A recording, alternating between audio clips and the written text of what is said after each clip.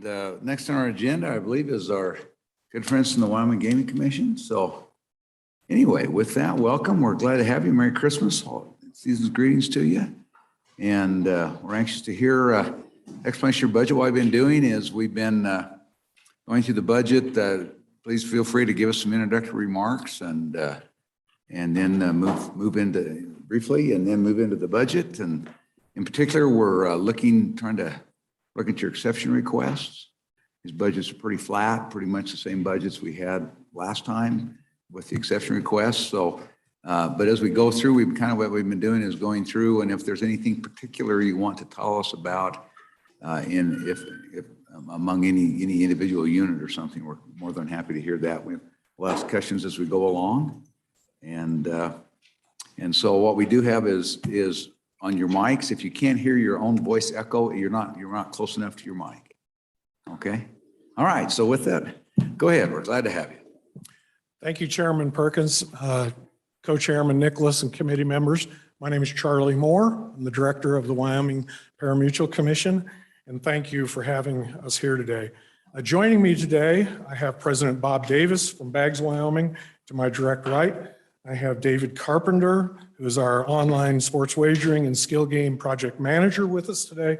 And I also have Special Agent Nick Laramendi with me today in the back row.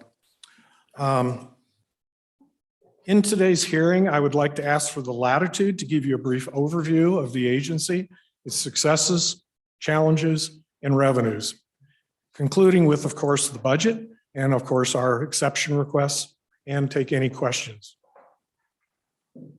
Yeah, that's fine. Thank you, Chairman Perkins.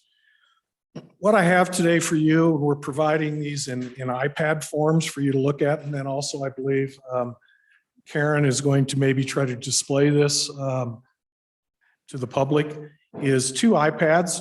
They're showing our mapping tool of the state of Wyoming. We also have the other iPad that we can pass around if we need to. It shows our pin drop map for the sports wagering, and you can zoom in on either one of those. If Karen gets those up, we can, looks like the map that you're looking at right now, that is of the state of Wyoming, obviously. That is our activity map. It is an interactive map. We can zoom into those locations. You can see skill-based amusement games. You can see the historic racing locations, the racetracks around the state, and then the Wyoming Bred Program. The Wyoming Bred Program is an amazing program that incentivizes the breeding, racing, and foaling of horses in the state. There's over 2,900 participants in that program. That's also accessed on our website. At your leisure, you could look at that, and you can look at your particular area of the interest and zoom in, and you can see exactly what we have. I don't know if we have the pin drop map. We don't. Okay. That here is on a iPad, and we have the ability, we can either pass it around if you'd like to, and you can see that, and that would show every time we have sports wagering activity, the pin drop map will show us the location. There is the ability to do a deeper dive into that map and know who the individual is, the amount of wagering, so on and so forth. But it's interesting technology that we're trying to embrace to better serve you and the constituents and the people in Wyoming, protecting the wagering public. If I could move into the slides that I've provided for you. The first slide there, obviously, the Wyoming Paramutual Commission. We were originally enacted in 1967. The next slide is our mission statement. The primary mission of the Wyoming Paramutual Commission is the protection of the wagering public and the health, safety, and welfare of the participants in all lawful gaming and parimutuel activity. Next slide is our vision statement. The Wyoming Paramutual Commission will maintain public confidence in the integrity of the gaming environment by operating in a fair, diligent manner, and will be responsive, proactive, and known for its expertise to the evolving gaming industry. Next slide is our integrity and values. Of course, integrity, responsibility, honesty, and accountability. Next slide. please. The next slide is what we regulate. Live horse racing. Next slide. Historic horse racing. Next slide. Skill-based amusement games. And then finally, next slide, online sports wagering. Moving on to the next slide is our agency background and structure. I would like to take a moment and thank our commissioners for their patience and dedication throughout the last couple of years. As I've already introduced, President Bob Davis, Troy Broussard, Randy Lynan, Tom Barry, Sherry Daigle, Dick Cura, Cactus Cavell. Well, we also have Dwayne Pacheco, who's been part of the agency, and Jenny Wildcat from Riverton and Dan Schiffer. And then finally, I have to thank our legislative liaisons. Thank you very much for your service and being with us. Currently, we have Senator Driscoll and Representative Newsom. The agency structure features an executive group headed by the executive director and a support staff that is responsible for the integrity and regulatory issues, fielding staffing and maximizing the tax revenues. The gaming industry is undoubtedly the most thoroughly regulated industry, and we employ a workforce that features a diverse collection of professionals that include auditors, accountants, veterinarians, stewards, law enforcement officers, investigators, and then finally licensing staff and our support personnel. Our offices are centrally and strategically located in Casper, Wyoming to better serve the licensees and the public interest. Next slide, our challenges and risks. Of course, your first challenge is staffing levels. With the duties that we have had put upon us over the last 2 years, it's been a heavy lift. I think all of you are aware of that, and I can go into that further if you'd like me to, but it has been tough. And it's also pay scale. The pay, we're looking at individuals that can get into private sector, sometimes with our pay scale. Also, one of our challenges is providing statewide oversight. As you see from the gambling map that we showed you in the state, we have 97,000 square miles, and providing that oversight from border to border, top and bottom, left and right. We're also, with the standing up of sports wagering and skill-based amusement games and the expansion of the Paramutual industry, providing efficient monitoring systems considering that rapid growth of the industry. Next slide, please. Our agency's successes. Dedicated staff. I could not perform the tasks that we have done in the last 2 years without my dedicated staff. We have a very cohesive ecosystem with our staffing. And one of the things that has kind of come to light with the COVID and different things is if you lose one of those intricate people in that ecosystem, you've got to have backups.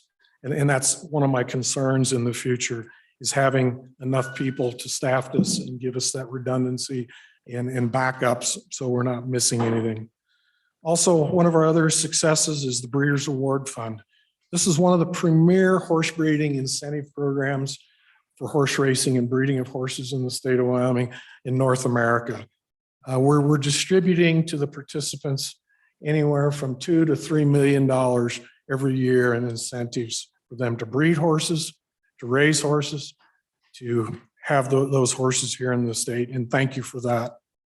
Our equine health initiative is another issue that we've worked on. We've reduced with that initiative over 85% of our catastrophic injuries in the state. And that has been done through a very methodical approach to pre-race examinations, our drug testing program, and just monitoring those horses as they hit the track. Our skill-based amusement game stand up in 60 days. March 17th, 2020, the governor signed into law skill-based amusement game authorization. We all know what happened right about that same time, if not that same day. The state closed down. We were able to get our hands around and get wrapped around over 800 terminals in the state in 60 days and over 300 locations. We did that through embracing technology, We utilize FaceTiming, be in those locations and get those reviewed and looked at, and we accomplish that mission. And I have to compliment, again, my staff for doing that. And Nick Laramendi, who's with us today, he was instrumental in embracing that technology and getting that done, and I thank him for that. The gaming report. We developed in 2020 a gaming report. It's on our website. I think it's been distributed to you all at different times, but it is on the website. We did a real deep dive into the activity around the state, and we have that available for you. Most recently, the launch of sports wagering. We had a September 1st deadline, which I'm very pleased to say that we met. We stood up 2 of our first sports wagering operators on September 1, and it's going real well. The way the legislation was crafted made it much easier for us with the multi-jurisdictional requirements and a lot of things, and it's going well. And we are starting to see revenues generated for the state. Early on, some of those revenues were not as high as maybe some expectations, but that is starting to circulate and is turning out very, very good. Another piece of our successes is embracing, and this was a bigger picture for you all, you were instrumental in this, is the HR consolidation project. At that time, we had been utilizing, people in our office to handle HR issues, and then also utilizing A&I for those. Now we have a dedicated individual. Yes, she handles several boards, but it's a much better process and works out very well for us. We did not have a dedicated HR person in our offices at the time. So now we have someone. Next slide, please. The industry strengths. First off, the agriculture benefit of horse racing. Unbelievable in the state, almost too difficult to get your head wrapped around the monetary value. The horse breeding, the hay, the feed, and the different things that go on with horse racing. The employment. The off-track wagering locations are employing several people. The racetracks employ just all the benefits with all the wagering activity in the state are employing a lot of our Wyoming citizens. The state and municipality revenues that we're generating, those revenues are coming from skill-based amusement games, historic horse racing, and then soon to be online sports wagering. Those revenues have really helped our cities and counties. And early on during the pandemic, we distributed our historic racing revenues early. We normally are making those distributions every 6 months. Shortly after the pandemic hit, we realized that the locations were closed. So we went ahead and were proactive and distributed those revenues that we'd been holding and distributed those to the cities and counties because we knew they needed them at that time. It was an emergency. Another agency strength is entertainment and tourism in the state. The racetracks, Wyoming Downs Racetrack in Evanston brings over 1,500 to 2,500, 3,000 people every race day. And those people are coming from the Salt Lake Valley. They're coming from Utah. They're bringing money to that part of the state. Challenges. One of the challenges that we're seeing right now, not only the rapid growth and some of the issues with that, but also with the federal legislation that's out there now. The Horse Racing Integrity and Safety Act, HR 1754, has created some challenges for our operators. It's kind of what I would call maybe a bit of a takeover from the federal level on oversight of horse racing, and it is going to be enacted July 1, but we still don't know how the net effect is going to be to the horse racing industry in our state. We still have not gotten clear guidance from the rules and the regulations from that. So those are challenges we see. Next slide, please. And thank you for this. This is what I call by the numbers. We have 3 racetracks we oversee, 52 days of live racing, 438 races were run last year, 3,314 horses started. We took 928 samples from those participants, the horses. 2,176 licenses were issued. We have 2,900 Wyoming bred participants, 26 off-track betting locations.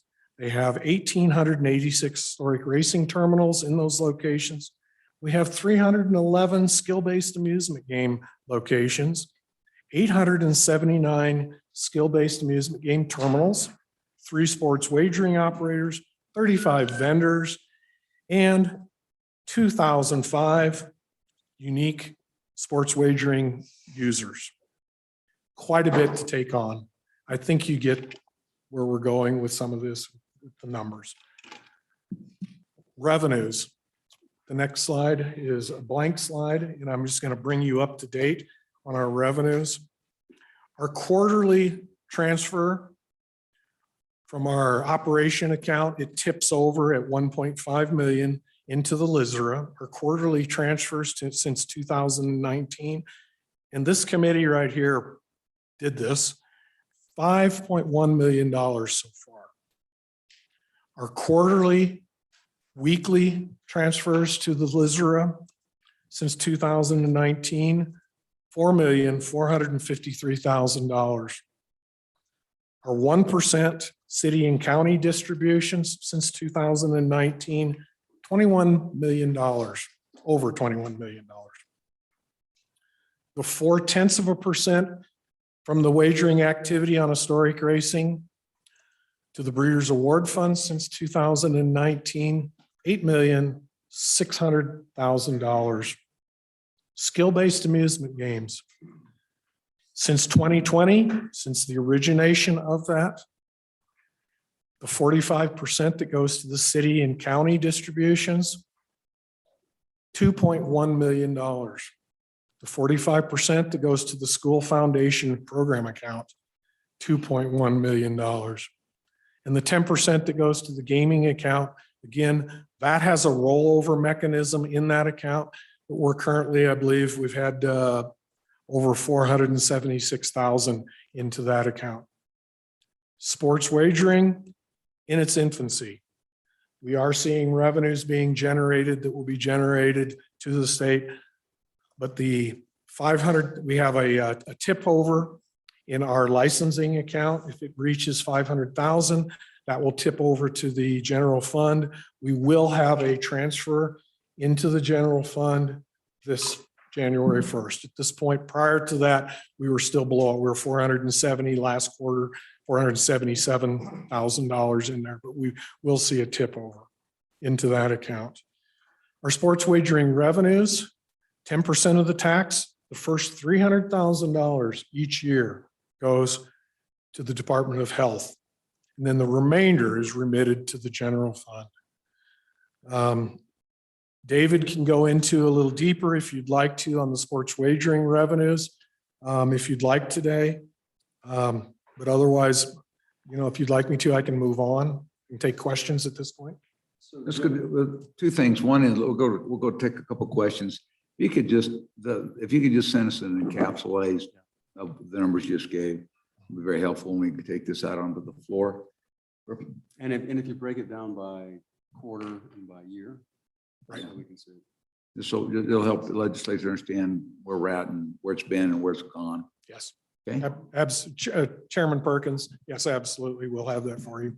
Great. Thank you. So another question, or was that? Go ahead, Representative Stitt. Mr. Chairman, thank you, Director. I do have a couple of questions about the online sports wagering income or revenue. I guess it would not be a real big surprise to see if the revenue is coming in lower than we might have expected, because as I understand our formula, the cost of promotions is fully deductible. And when you first get ramped up, say in September, October, the lots of promotions, like I can get $1,000 of free money to play with, I guess, if I put in 1,000. So one question is about what are those online sports wagering numbers, and does it even reach the $300,000 mark, or will it? And the second question is, in your view, does our current statutory scheme make sense with respect to deducting the full value of the promotions? Because I take it if I'm granted $1,000 of free money to play with, the provider's cost isn't really $1,000. It's maybe, I don't know how their formula works. Maybe it's $900. Maybe it costs them 900. Maybe it costs them 950. And so do we have anything other than the honor system from these vendors to know how they're calculating their internal costs of their promotions? So maybe a lot wrapped up in one question, but maybe to start with the numbers, what is the actual online sports wagering revenue been so far? Chairman Perkins, Representative Sith, I can answer some of that to start off, and then I may pass it on to David Carpenter, who's with me today.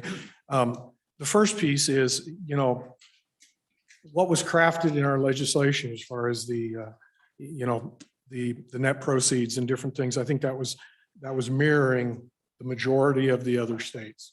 So we're following along the line of what's being done in the other jurisdictions. Now, who says we have to do that? That's up to you all.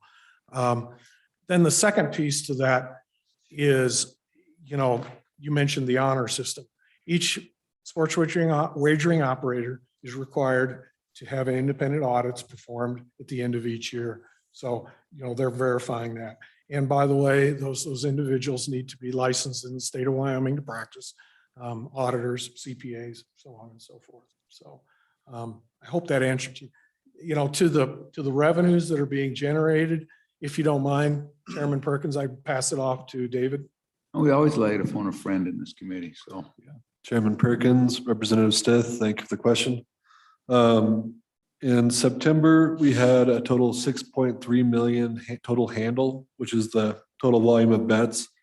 That resulted in a minus 12,000 tax revenue.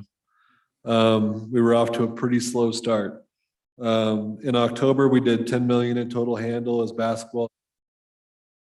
Hello. And then we earned 15,000 in total revenue, and that includes that negative 12,000 prior. So we were about 25,000 total. In November, we only did an 11.5 million handle, which is not that much more in respect to October, but we earned 85,000 in total tax revenue. And so I think that kind of is going to start answering that question on the bonuses and promotions. You really started to see it dissipate in October, and then November it's gone down quite a bit even more. I think this is going to happen with every single new operator that we have as they come in. And I do wonder if some of the existing operators might try to compete with some of that. So you might see those dips as those new operators show back up. But after that, I think everything balances out. I mean, I think in November there was right around 100,000 in promotions, and we were well over 1 million in that first month. So I think the model is good, and I think it's going to work long term. Mr. Chairman, Go ahead. Follow-up question, slightly different topic. You talked about new operators. We purposely sort of kept out small players by requiring that you operate in at least 3 jurisdictions. Is there any way that would make sense to modify that to allow Wyoming domestic companies who are genuinely based in Wyoming, but who don't operate anywhere else to offer online sports wagering of any kind? Would there be a way to do that wouldn't get unduly messy? Chairman Perkins, Representative Sith, I'll take that one.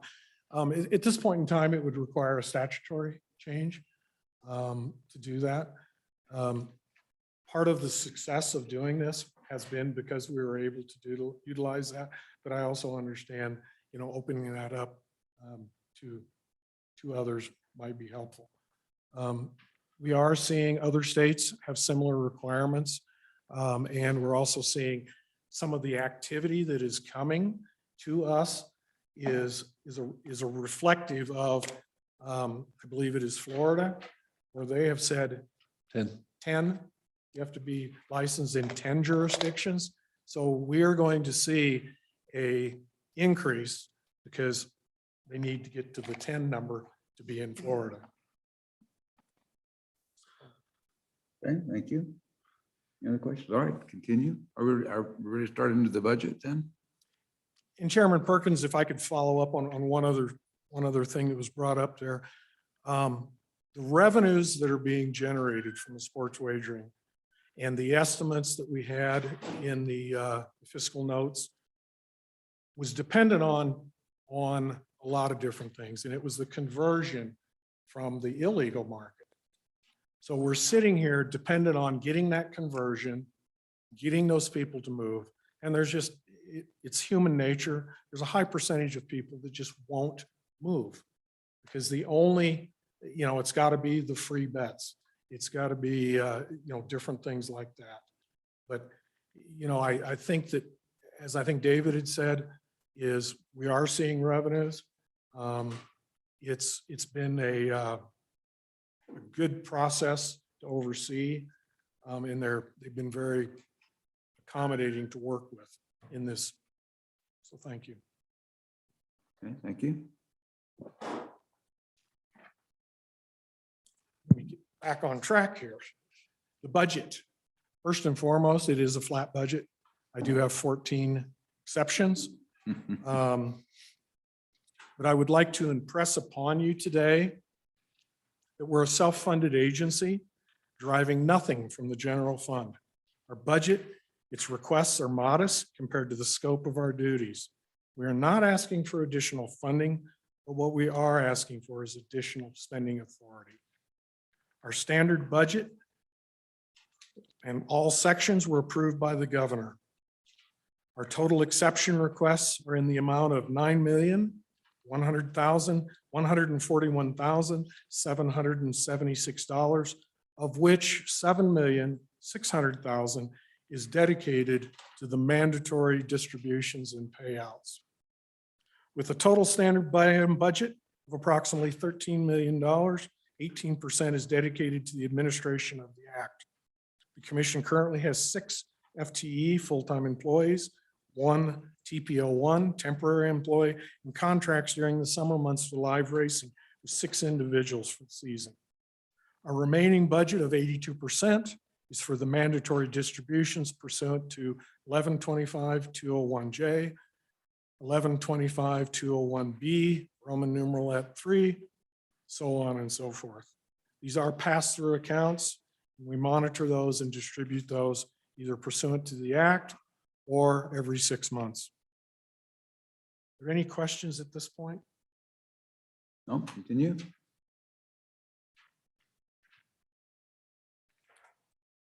If I could go into my exception requests at this point. I was just gonna, why don't we take through the budget, and then as they come up in your various units, then let's take them that way. And then we'll hit each of your exception requests in the context of the overall unit if it's in.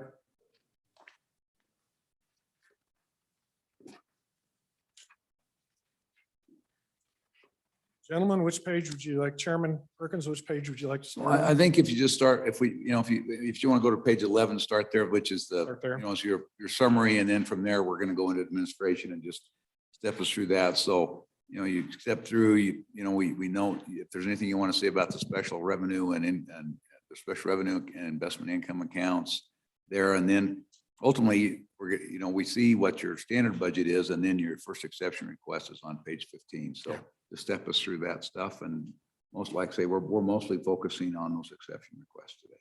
Thank you. That's fine. Thank you. Yes. Page 11, you do see where we have our requests. The governor did deny 2 items on our request. You see it reflective of our budget there. I can go right into then the exception requests at this point. Sure. On page number priority exception number 1, page 15, which is the program manager supervisor. It's a BAP S12. With the passage of House Enrolled Act 50, online sports wagering, and Senate Enrolled Act 44, agency modifications, skill-based amusement games, each creating an aggressive timeline. Subsequently, immediate staffing was required to stand up and manage the programs. In fulfilling our legislative mandate, this position was created soon after the legislative session passed through a B11 and is currently an AWAC position. We are requesting to extend this position to an FTE, full-time position with benefits. We're asking in our request $247,710, of which all is other funds. We have nothing from the general fund, and the governor did recommend approval of this request. All right, thank you. Continue. Moving on, exception priority number 2, page 16 of your budget book. Senior Inspector, IN 09, with the passage of House Enrolled Act 50, online sports wagering, Senate Enrolled Act 44, skill-based amusement games. In additional race days and an overall expansion, the agency was in need of additional staffing. A senior inspector has several duties, which include but not limited to live racing oversight, off-track wagering location inspection, skill-based amusement games inspections, and online sports wagering. And finally, the inspections of our Wyoming bred program. The additional inspector position was authorized shortly after passage of House Enrolled Act 50 and Senate Enrolled Act 44 via B11, and is currently an AWAC position. We are requesting to extend this position to a full-time FTE with benefits. And again, we're asking for $195,281, and the governor did approve as submitted. All right, thank you. Continue. Exception priority number 3, that's page 17 of your budget book. Office Support Specialist, a BA SO6. We're requesting $143,936, of which all, again, is other funds. Again, we're self-funded through our fees and licensing. This position was filled early on as an AWAC position. The additional staffing and support will assist staff members in their day-to-day work. With the passage of House Enrolled Act 50 and Senate Enrolled Act 44, there was a need for additional staffing. In fulfilling our legislative mandate to protect the wagering public, this position was again filled shortly after the passage of those bills with a B11 and is currently AWAC. The staff person wears several hats. This individual is our designated public records person, responsible gambling liaison, and administrative assistant. The request addresses and advances performance measures number 3, program management and oversight, and we're requesting to extend that position to a full-time position with benefits. And the governor did recommend approval of that as submitted. Thank you. Continue. Moving on to exception priority number 4, page 18 of your budget book, office space lease expansion. We're asking for originally $85,000, of which all is other funds. With the expansion of the duties and employees, we expanded our office space in 2021 via B11 and currently occupy the current location at 951 Warner Court, Casper, Wyoming. We're requesting to extend the B11 and asking for the additional funding. We expanded our office space by just over 1,900 square feet in June of 21. Prior to the expansion, we were very congested, and with the addition of 3 employees, we needed more room. The additional space provided office space, desk space, an evidence room, security room, device testing area, and storage of track equipment. The fact remains the gaming industry is expanding on all fronts, including live racing, off-track wagering locations, skill-based amusement game locations, and most recently, as you all know, the online sports wagering. Our request is modest. We utilize a very conservative approach to implementation, and we're self-supported with no general funds. There is an adjustment to that, and I would like you to make note, and I can follow up in an email if you'd like me on this. We would like to reduce that request by $36,848. At the time we prepared our budget book, we made a mistake, is what it amounts to. So it would be a lower amount than the 85. We would be asking for $48,152 instead of the $85,000. The governor did approve this. I'd contacted Director Hibbard yesterday on this note. Okay, thank you. You got that, Don? Okay, thank you.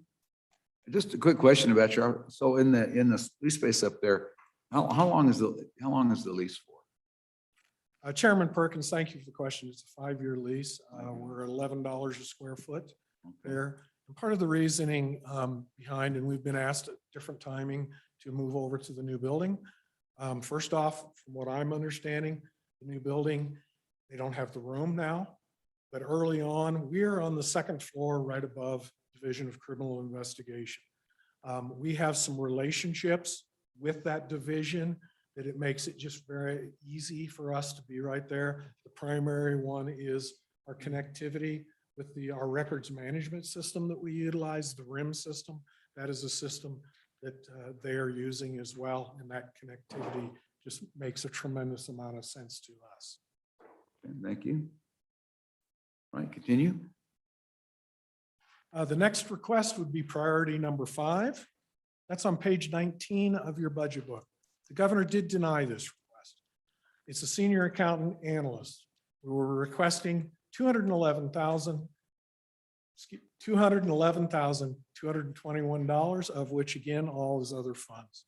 The senior accountant analyst position it proposed would be in charge of a small group of individuals overseeing all aspects of the accounts receivable and their legislated distributions, including the following: the Breeders' Award Fund distributions, historic racing distributions, skill-based amusement game distributions, and most recently, the online sports wagering distributions.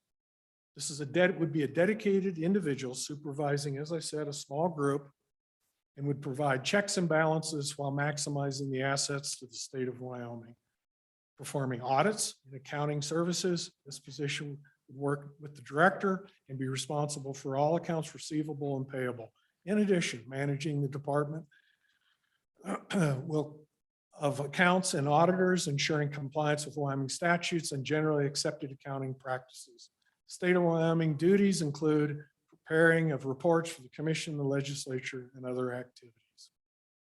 As I stated, this position was denied by the governor, but I would ask for maybe a reconsideration or a discussion on this if that is possible. Thank you. So just, could you outline for us what you got in your accounting department? You know, if you got, how many and what are their basic functions, and if you know, you could go into a little bit about your internal control functions in that office. Thank you, Chairman Perkins. We have our program manager for the Wyoming Breeders' Award Fund is a senior auditor position, I believe. And we have that position filled. We have a senior accounting position that's also there in the office currently. And that's what we utilize. And part of the discussion that we had was I'm asking for kind of if you have any ideas, I guess, on how to solve this. In our initial discussions with my initial request to the governor, we had the suggestions, and actually Director Hibbard was part of those discussions of maybe trying to utilize A&I's accounting division on it. And we've had a lot of conversations with that. And I think that is a direction we are going to pursue. And we plan to pursue to put some of that to A&I accounting if we possibly can. That would be the first choice. The second choice, if that doesn't work out and is not covering the assets well enough, would be to potentially go into adding additional positions there in our office. Did that help you? That helps. So who is managing? Who manages? I'm going to call it accounts receivable. You've got payments that are due from various people for various reasons. Who manages that? Is that one person? That's your accountant person. Who manages that? Chairman Perkins, again, thank you for the question. The process is what you're looking for. Yes. And I apologize for not giving that to you. When ACH, we're primarily utilizing ACHs. We're not dealing with cash money other than at the racetrack. Our ACHs come in the door. We have a BAA SO6 position, which is a senior or a specialist that logs those transactions in. She makes the first initial input into the WOL system when those checks come in the door. We then pass that over to our senior accountant, and she reviews it. And then the third check and balance is me. I'm the one that goes in and checks it off and submits it with the STO site. So the payments you make on the various payments you make, does it follow basically the same procedure? Yes, Chairman Perkins, yes, we follow the same procedure when we have everybody in the office. When everybody's there, we do follow that. At times, Mr. Carpenter will sign off on the sports wagering revenues that come in the door at different times on that. So yes, that is our process. Then, once that leaves our office and we deposit it, A&I Accounting Division, we have a senior accountant that's here in Cheyenne, that she takes over and reviews each and every one of those deposits to make sure we're dropping those into the appropriate accounts. Okay, thank you. Appreciate it. Any other Thank you. questions? All right, continue. If I can get to the right page here. Thank you. Moving on to exception priority number 6. On page 20 of your budget book, the senior auditor, an FIA U09, we're asking for $180,697, of which again, all is other funds. The governor did approve this as submitted. The senior auditor position would be charged with auditing all aspects of our accounts receivable and their legislated distributions, including the following: Brewer's Reward Fund, historic racing, skill games, and then again, most recently, online sports wagering.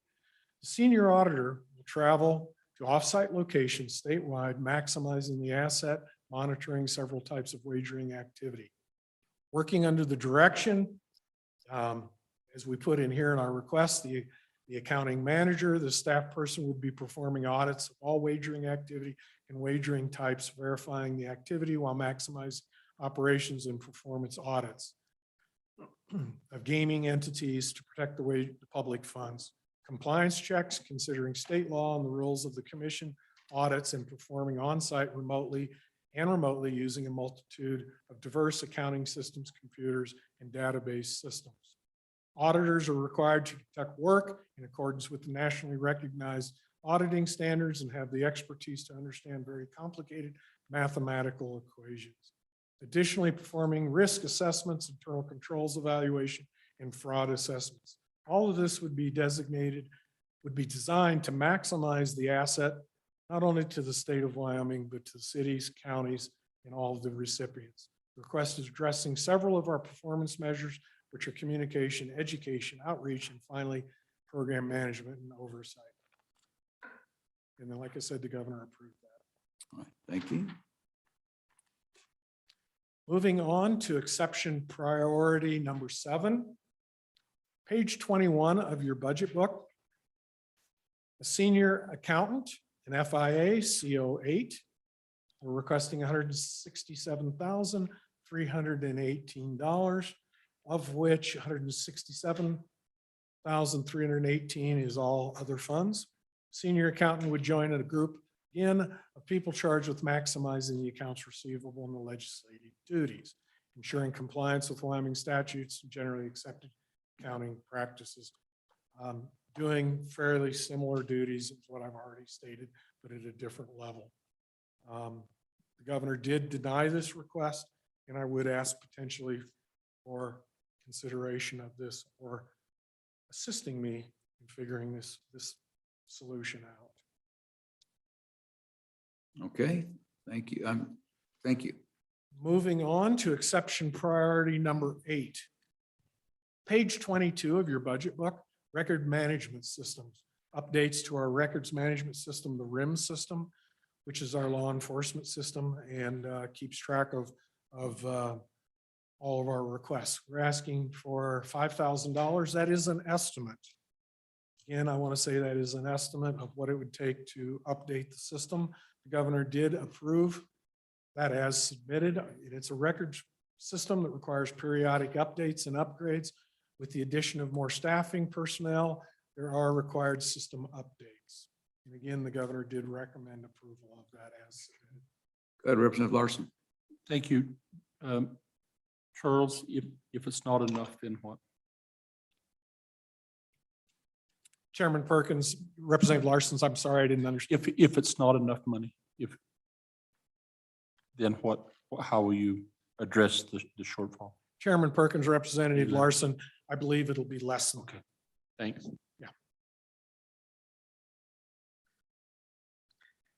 Okay, continue. Moving on to exception priority number 9. Very similar to the previous request, but for a whole different system. This is our Breeders' Award Fund Records Management System. The Breeders' Award Fund system is designed to maintain and track the participants, the horse owners, the breeders, and the horses, and assist in the calculation of the legislative distributions. The system is currently tracking over 2,900 racing accredited horses, 719 brood mares, and 61 stallions. This tracking consists of ownership changes, movement, transactions, and of course, eligibility. Again, this is an estimate. The upgrade should be less than that. And the governor did approve this one as submitted as well. Okay, thank you. Continue. Thank you. Priority exception number 10, page 24 of your budget book. Increased live horse racing contracted services, our 900 series. We're requesting $117,563, of which all again are other funds. With the addition of a new permittee for live racing, the commission desires to increase the spending authority for contracted personnel services and some of the costs incurred, including drug testing, human and equine, veterinarians, and officials to judge the events. Live racing is a costly endeavor. And at the live race meets, we employ a veterinarian, 3 stewards, which are judges, and 1 safety officer, and a licensing clerk, and an investigator. These individuals are all professionals in their field, additionally operating a comprehensive drug testing program to monitor permissible medication levels and the use of non-permitted medications. As the commission addresses legislative mandate to protect the wagering public and health, safety, and welfare of the participants in those events, we continue to employ the services of dedicated people. During the last biennium, we extended our spending authority via B11 to accommodate more racing days, and we're asking for a similar extension of the request in order to maintain that same current level. This addresses performance measure number 2, communication performance measure number 3, program management, and both furthers our mission statements. Again, the governor did approve this as submitted. And again, modest $117,568, of which all is other funds. As a side note, a lot of these fees are, this cost is reimbursed. The operators pay for 2 of the 3 stewards, and of course, their permitting fees, their percentages from the handle, the wagering activity is what pays for this on our other end. But specifically, the two of the 3 stewards is reimbursed to us in this equation. All right, thank you. Continue. Moving on, exception priority number 11. That's on page 25 of your budget book. Out-of-state travel for commissioners. We requested $20,000 for out-of-state travel for the biennium, again, of which $20,000 is other, all of it is other funds. The additional $20,000 in out-of-state travel provides us with the flexibility required to attend national conventions. Attendance in industry conventions dramatically enhances both professional and personal development, as well as providing individuals with the tools and skills which cannot easily be taught in-house or online. The focused nature of learning at a conference allows for a deeper dive into the understanding of a topic. With the additional duties and skill-based amusement games and how online sports wagering, it is even more important to have the knowledge which is gleaned from hands-on environment. There are many benefits, but the big reason is the networking, like-minded people and industry peers to get that. We have utilized a lot of online learning. We have a education mechanism with the commissioners, and in doing a lot of, we have embraced a lot of that technology. We have hired outside consultants to provide us with training for the commissioners, and the governor did deny this as submitted. So that's it.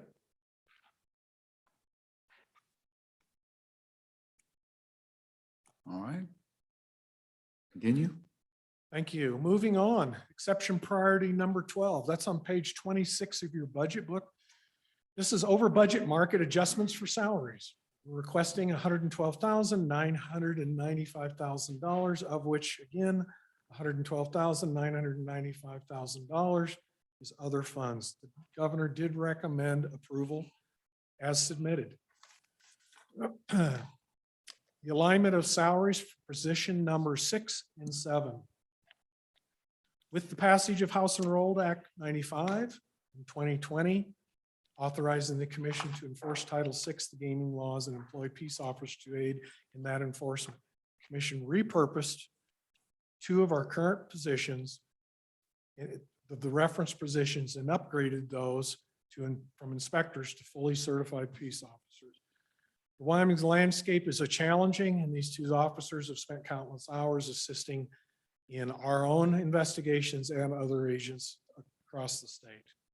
The governor did recommend this, and this correction aligns current salaries with employer paid benefits for staff positions 6 and 7. And again, the governor recommended approval. So Kevin, what's the difference between this one and are they, because the Paramutual Commission is also included in the statewide. What's the difference between this ask? I get part of it, but what's throwing me is the adjustment in the market basis. What's the difference between that one and what we're doing in the overall plan? Mr. Chairman, I believe these are reclassifications, and when they reclassified them, they brought them to the state of Wyoming's current market Okay. on those. So when this goes through the process of the governor's compensation plan, they will get whatever that differential is on that market.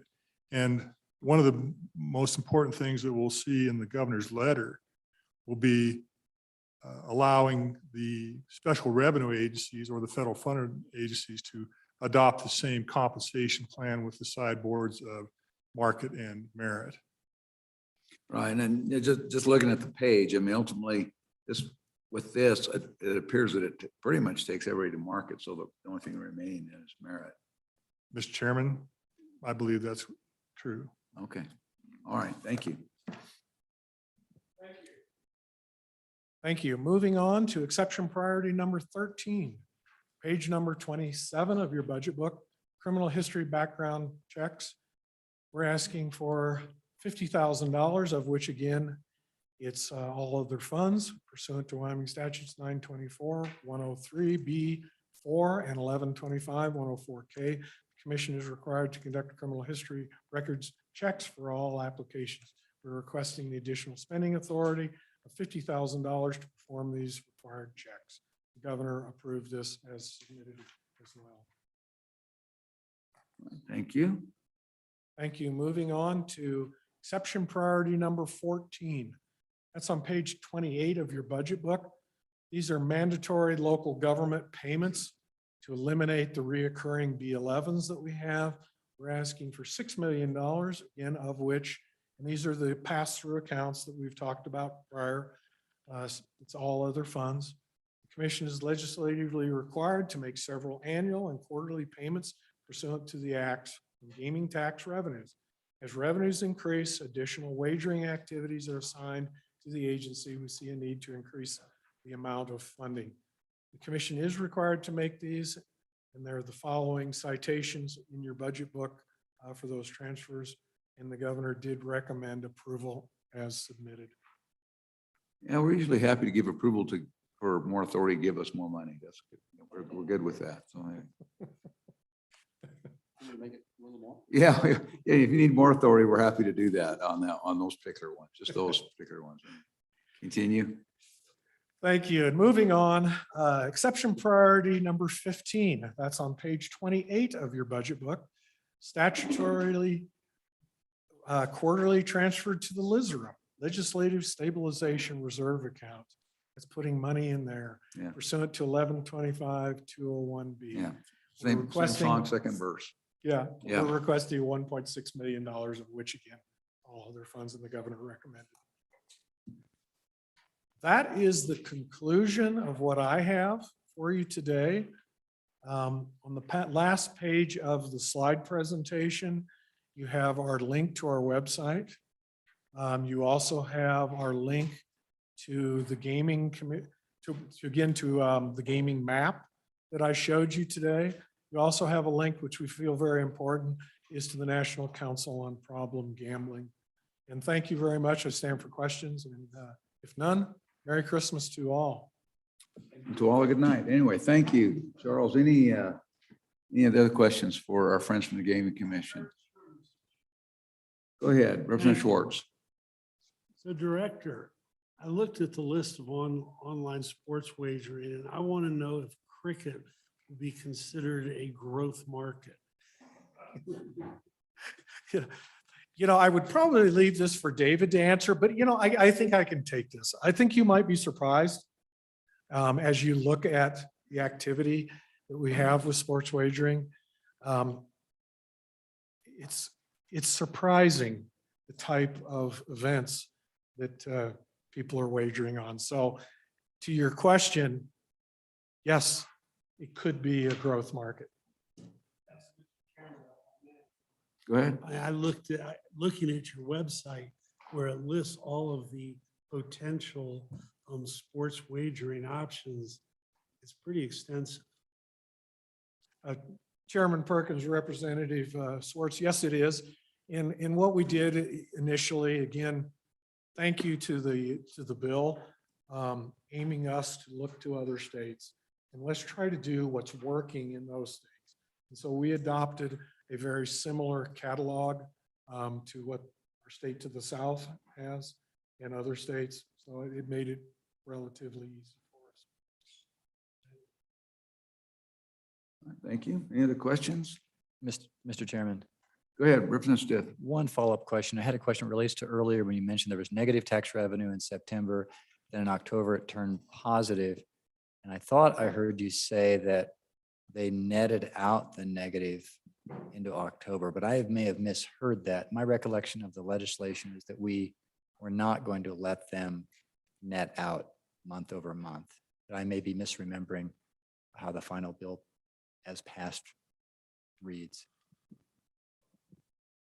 Go ahead. Go ahead. Chairman Perkins, Representative Stith. I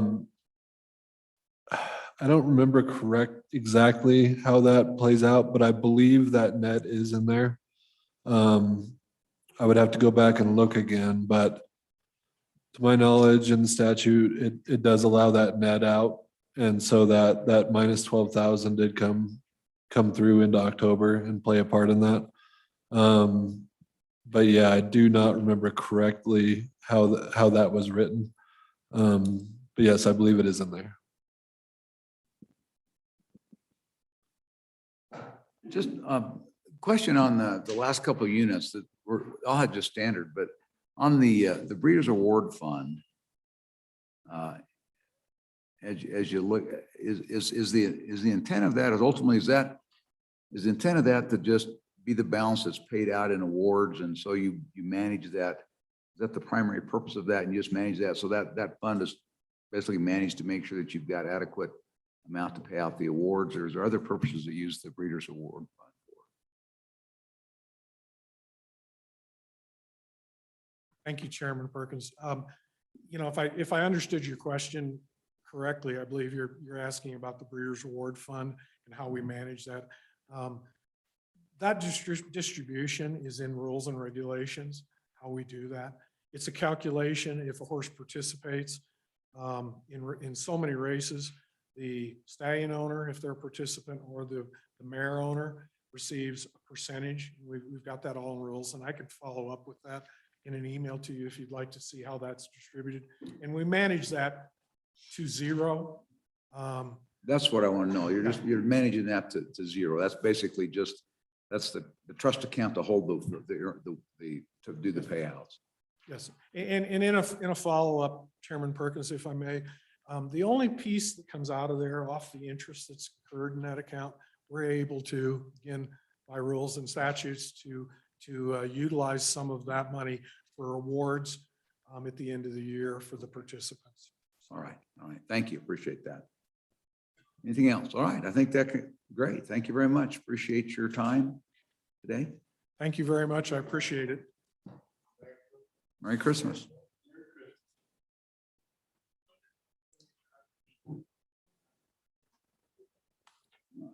Next.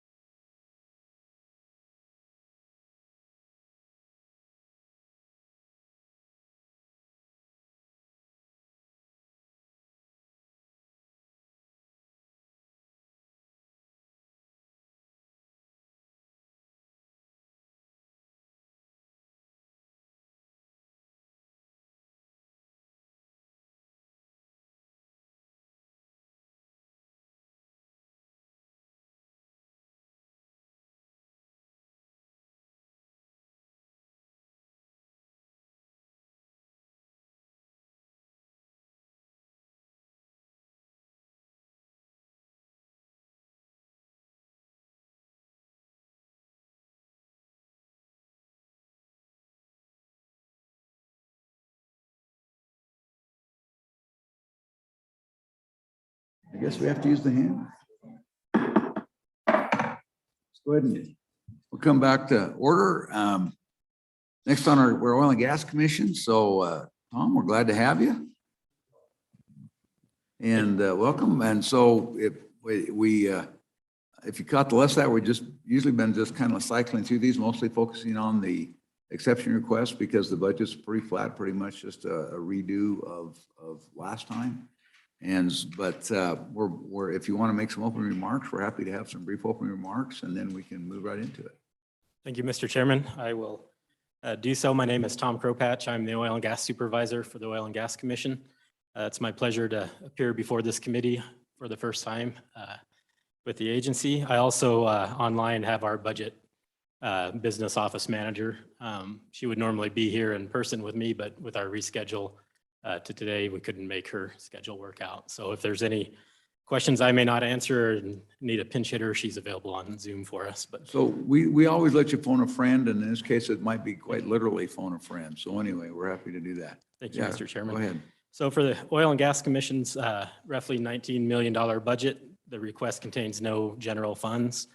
The majority of our budget is other funds, which are made up of fees on permits and certain permits and applications, and then also the conservation tax paid by operators on their sales of oil and gas. We also receive a small federal grant to help manage the underground injection control program that we have primacy for. The agency has two divisions, administration and orphan wells. The administration division contains all of the agency staff and covers permitting and regulatory work that we do. At this time, we have 41 agency staff. One of those we'll be discussing later. That's being transferred to HR as part of that consolidation. So we'll be going down to 40. But the orphan well division only contains the cost for contractual services to do the plugging and abandonment and reclamation on orphan wells. And Mr. Chairman, if I could take just a minute to talk about one of our agency issues that we've had over the course of the last several years and maybe even a little longer than that. But Since the beginning of 2020, we've had 13 staff members leave our agency. 8 of those have been retirements and were expected and planned on. The other 5 were employees that left to go to either other employment out of the state. 4 of those left state employment. 1 person transferred to another state agency. And we currently have 9 additional staff that are eligible for retirement. So we've experienced in the last 10 years, somewhat significant turnover, and that continues with our staff. We are lucky in the last couple of years, we've been able to replace the technical staff that we have had turnover on. So petroleum engineer and inspection staff. And what we see is when the industry is in a downturn, we get a larger quantity and also a better quality of applicants for those types of positions. And when the industry is on the upswing or in a boom, then we get lesser quantity. So we are lucky now to have quality staff in all of our positions, and just wanted to touch on that. And Mr. Chairman, that's all I was really going to say about the agency itself, and could move into the budget request if. All right, fair enough. Let's continue. So we do have 4 exception requests, Mr. Chairman. All of those are found in the administration division, and all of them are in the unit 0101. So administration division begins on page 13, but the first exception request is on page 17 of our book. And Mr. Chairman, the first request is for our Groundwater Protection Council RBDMS system. This request is for $1,261,000, and this is a continuation for the past couple of our biennium budgets of electronic permitting and our transition to fully electronic filing of all of the information that the oil and gas industry would supply to the agency. It would include replacement of the legacy database that we had, where operators would submit essentially all of those files on paper, and then we would do data entry and transcribe all of that information or some of that information into our database. We are, as I said, Mr. Chairman, several years into that process. We've brought online and continue to bring online functionality as we develop it. So it's not something that we're going to develop the entire system and then bring online. So in 2018, we started electronic permitting on APDs and then have continued from there. What we have remaining and what we think this budget will get us through completion of the development of the system is some of the common forms that get submitted, such as well completions, sundry notices, our production reporting, and so on. And the governor has approved that recommendation, Mr. Chairman, and it would be a one-time request. All right, thank you. I'll continue. Mr. Chairman, priority number 2 is our ETS data storage and telecommunication usage. The majority of this request, which is $10,017, is additional data cost for essentially data storage of the additional information we collect now as part of our electronic permitting. With everything filed electronically, we now store more of that information. I'll note that our system, our data goes to the ETS cloud, the state cloud system that they operate. A minor portion of that, $2,624 of that request is also for telecommunications, which is agency cell phone usage. That's increased as we've had people out of the office, and we've provided additional cell phones to some of the technical staff so if they're out of the office, they can still continue to do their work. Our petroleum engineers, for example, all now have cell phones. Okay, thank you. Continue. Mr. Chairman, our priority exception request number 3 is a roof membrane overlay for our building in Casper. The Oil and Gas Commission owns the building. It's a little over 15 years old at this point. And this last year, especially, we've had these over the years, but this last year, especially significant leaks late summer and into the fall in the roof. And the roofers are telling us that the patches aren't working anymore, and we just need to do a complete overlay. Mr. Chairman, this request is for $55,000, and that's based on quotes that were provided by the roofers earlier this year. The governor does recommend approval of that.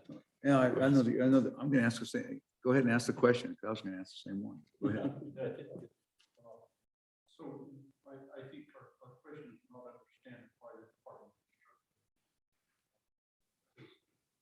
And I appreciate, and Mr. Chairman, I appreciate that you reached out to the Department of Construction, but I'm not understanding, even though the Oil and Gas Commission owns the building, why they would then pass that responsibility back to you. Did they provide any explanation on? Mr. Chairman, Representative Larson, we didn't get an explanation on why they would not handle the construction of that. I think it's practice that as long as I've been there that we handle all maintenance and everything on our building and it all goes and gets scheduled through our agency, through our staff. So is this building not under the control of the SBC, and it's not, we don't allocate maintenance dollars, major maintenance dollars for this building? Is that the deal? I'm seeing it. Is that a head nod? Kevin? Mr. Chairman, I believe it perhaps is an ownership issue. Okay. I believe they own the building. And therefore, we're having them take care of it rather than push it through our system. So there is no, it's not in the major maintenance allocation, and it's not under control of the SBC. That's correct. So, Okay, go ahead. Let's go. So Representative then- Larson, what do you, we'll come over to you, Representative Schwartz, after that. thank you. So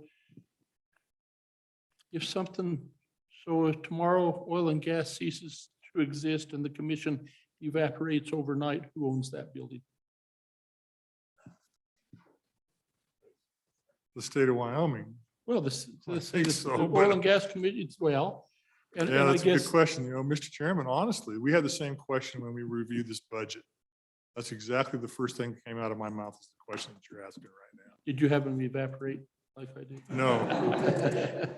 Mr. Chairman, the No, it only was- question I it didn't was an ask is objection. if it evaporated. You had them ejected. But yeah, honestly, we did ask the very same question in review of this.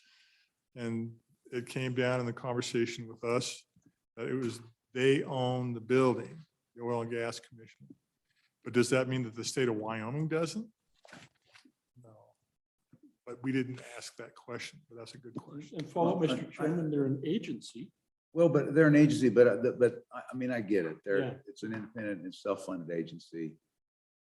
But I think the real issue is, are they not included in the major maintenance I don't believe they are. square No, footage allocation? And if they're not, then that's that correct. helps us figure this out. Well, but Would you Mr. like us to change that? But Mr. Chairman, even with that, and this isn't an issue, thank you for bringing this to our attention, but that's where we have our expertise for maintenance and oversight and to assist perhaps in oversight, making sure that it's being done correctly and being done right. And so maybe, Mr. Chairman, with your permission, we could maybe request Director Vinson to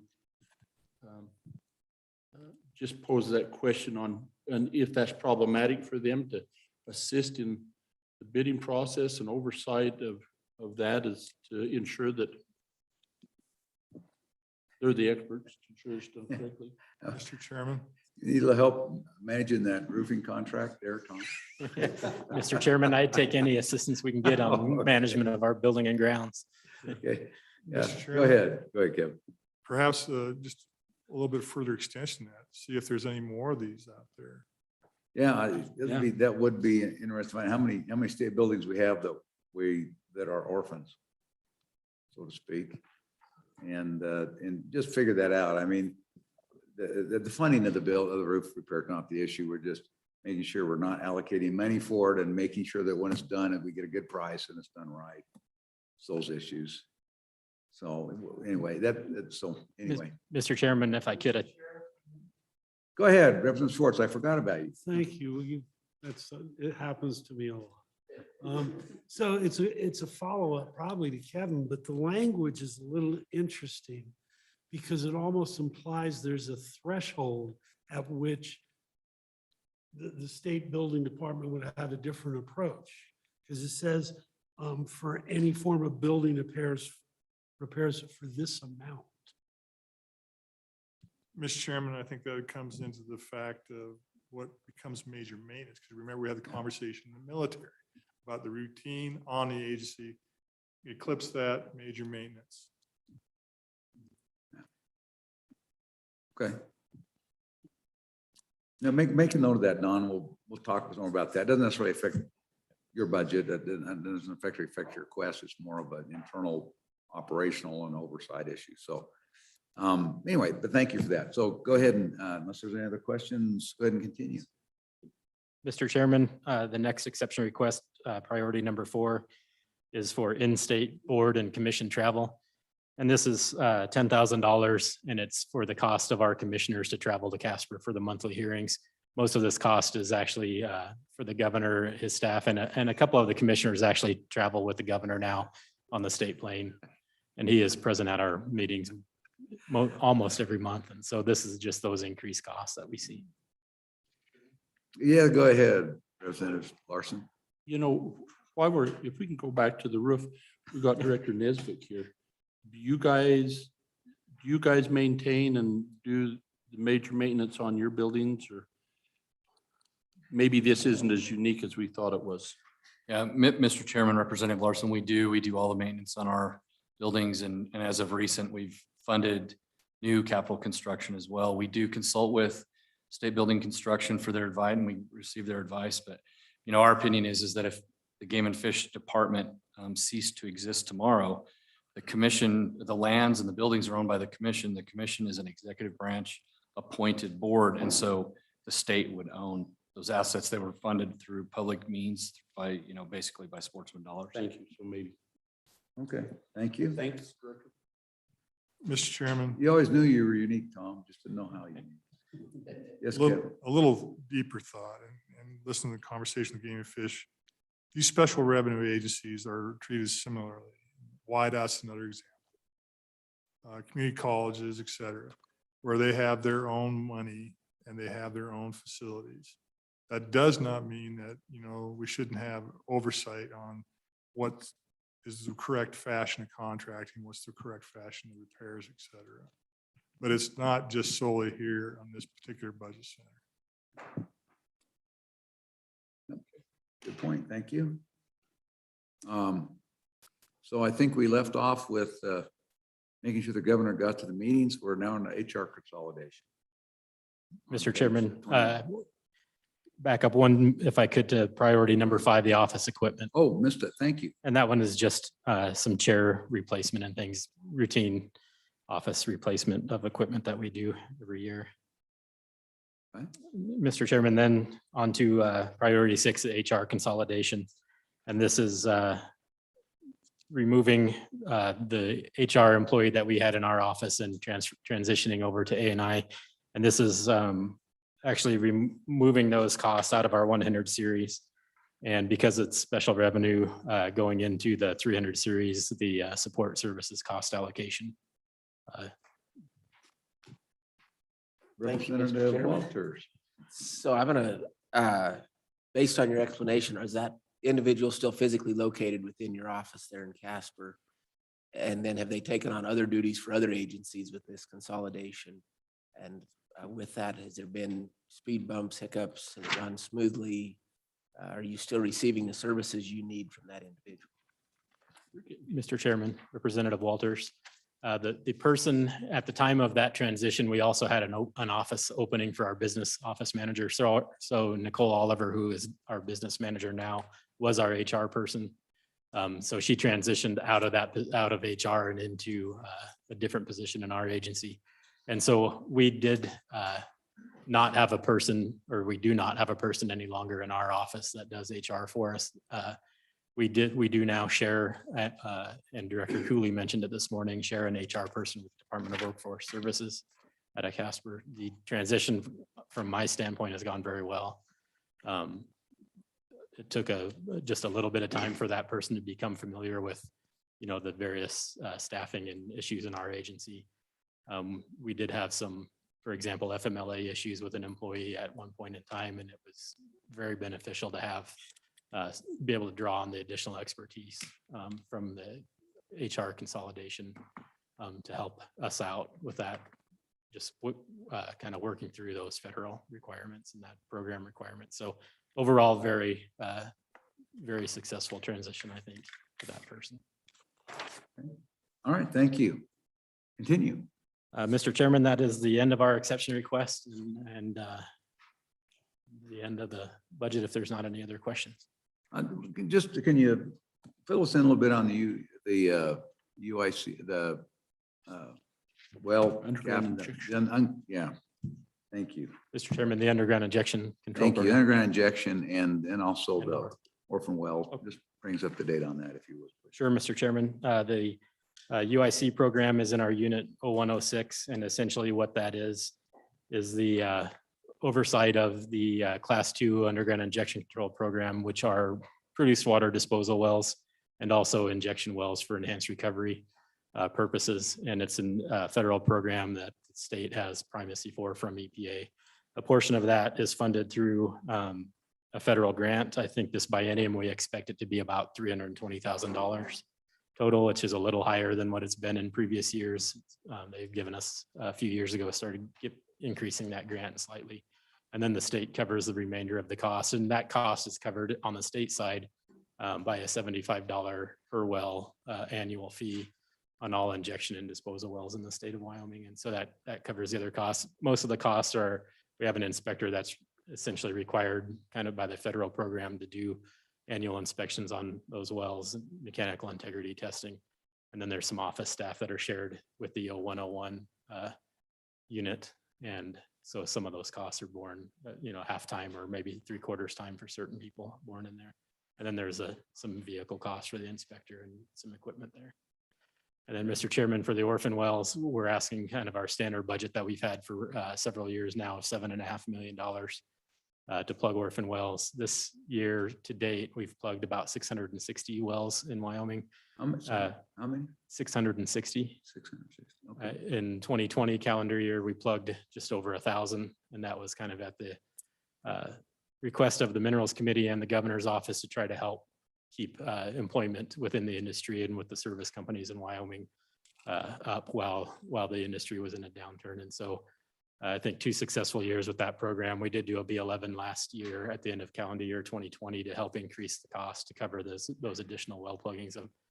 So we increased it by another $7.5 million last biennium. So our budget this year is this biennium is 15 million. We'll be going back to 7.5 million for the next biennium. Thank you. Could you send us just a note on, and maybe give us the plugging of the abandoned well, that program, and the statistics you gave us, how many wells have been plugged maybe over the last 5 years? It'd be helpful. I think it'd be helpful for us when we take this to the floor. People would be very interested in it. Mr. Chairman, I can do that. And I'll just say over the last, out of that 7.5 million, in addition to conservation tax funding, some of that plugging, the majority of the plugging funds actually come from bonds forfeited by the companies that either went bankrupt or, walked away from the wells or whatever the case may be. Roughly 2/3 of that since we started tracking in 1997 electronically, about 2/3 of the funds have come from forfeited bonds, and then about 1/3 out of the conservation tax. But I'll provide more details of the last 5 years or so of the program. Thank you. Representative Larson. So could you just remind us how many total orphan wells we had that we were trying to address, and then where we're at to date, and then maybe how much longer you think till you've got that taken care of, please? Mr. Chairman, Representative Larson. So I mean, the orphan well program has, been in existence essentially since the agency has been in existence, but since 2010, kind of with the downturn in the coal bed methane industry, which has kind of been the significant increase in orphan wells in the state, we've identified roughly 5,900 orphan wells total to date. We've plugged, or we have remaining to plug 1,311 as of this week. And so we've plugged, roughly 4,500, a little over that orphan wells since really about 2014 was when we kind of really took off on the accelerated plugging program. And so out of the 1,311, if you'd look at the last 2 years, you'd say it's going to take us a little under 2 years to finish plugging those. Some of those are stragglers that probably will take a little bit more time than what we've been able to do the last couple of years. There's either landowner access issues or, some other things that may take a little more time, but, roughly 3 years or so to finish off the majority of those wells. And then we haven't seen an increase significantly in the last couple of years of orphan wells. But, there's always a few that come in that we either identify that were unknown or an operator goes bankrupt or something. Sure.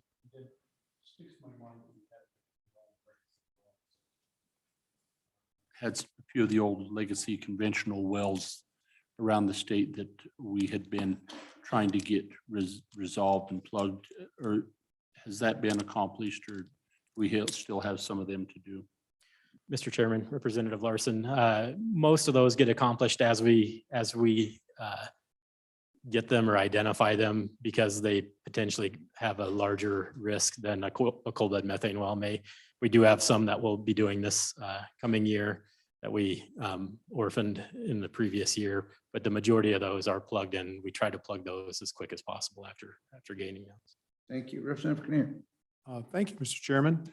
You mentioned the bonds that are forfeited by some of the companies. I've always been curious about how we do in terms of the amount of the bond versus the cost of plugging that. And could you help me understand how close we get with those bonds to the actual costs of plugging that well? Mr. Chairman, Representative Kinner, roughly, and for the last 25 years, the bonds have covered roughly 2/3 of the total cost of the plugging. And then the remaining third is covered by conservation tax. And so the industry has covered that. No general funds, no public taxpayer dollars have been used to cover the cost of plugging. That total off the top of my head is about $30 million total since 1997 that we've spent on plugging orphan wells, and about 21 million of that has been from forfeited bonds. Okay, thank you. Thank you, Mr. Chairman. Thank you. Anything else? Anything else for our friends at the Oil and Gas Commission?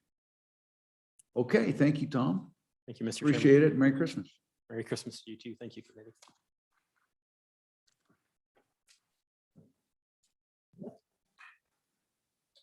Didn't hurt a bit, did it?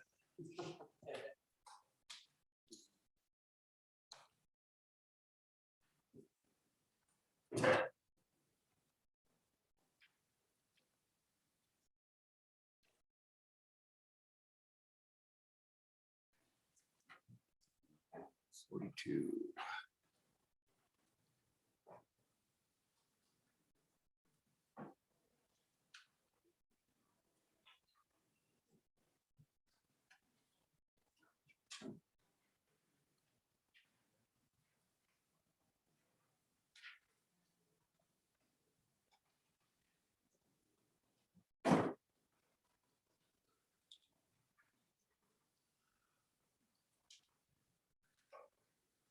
Good afternoon, Aaron. How are you? I'm good, thank you. Sure. Okay. We have lots of Closer? Is that better? old ears up here, and so if you can't hear your voice echo in the room, you don't have it close enough.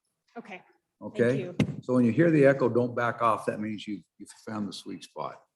So welcome. We're glad to have you. And I think you've been here. We're just yours is a pretty straightforward budget, but so if there's some opening remarks you want to make about your agency and anything you want us to particularly know, and then just jump us right into the budget, and particularly want to deal with any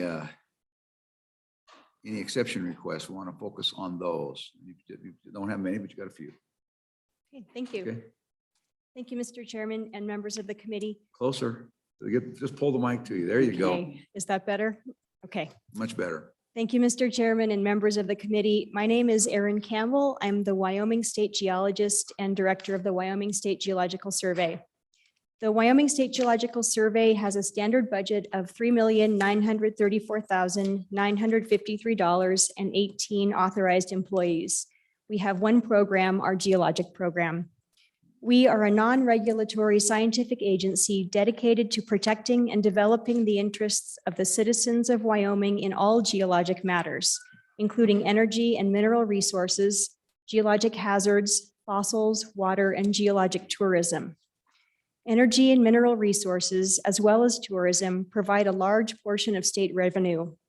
The Wyoming State Geological Survey has skilled geologists with specializations in oil and gas, uranium, coal, hazards, minerals, and groundwater, and the ability to transfer their knowledge to many different audiences, such as decision makers, the general public, scientists, educators, and industry. Our current priorities at the State Geologic Survey are to research energy and mineral resources to ensure the maximum benefit to Wyoming, to assist in diversification of state revenue through mapping of critical minerals and rare earth elements, to attract new energy and mineral industries to the state through relevant data and reports, to identify possible geologic hazards to increase the safety of our citizens, to interpret data on water resources to anticipate and mitigate problems, to conduct geologic mapping to better understand the distribution of our resources and geologic hazards, to manage Wyoming's geologic data so that it is usable and accessible, and to disseminate this information to the public, to industry, and government. Are there any questions about the role of this agency? Doesn't appear to be so. Thank you. Thank you. If you could turn to page 3 of the budget, you can see our standard budget is $3,934,953. And we have 4 exception requests and $240,000 in federal funds that we anticipate receiving in the next biennium. The governor did recommend denial of one of these exception requests, and I will discuss that shortly. If you'll turn to page 9, that is a list of those exception requests.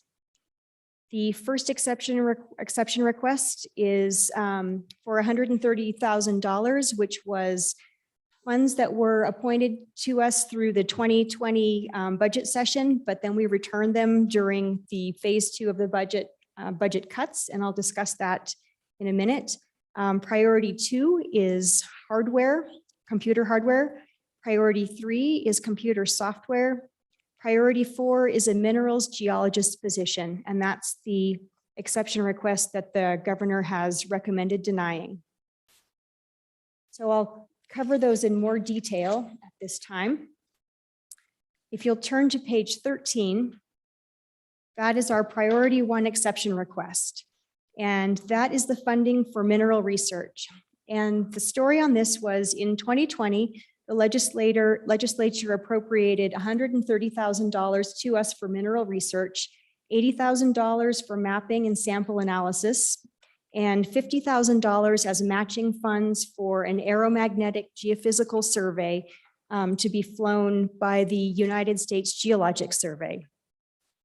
During the phase 2 budget cuts, we returned those funds, but the footnote outlining the work remained in the 2021 House Bill 1.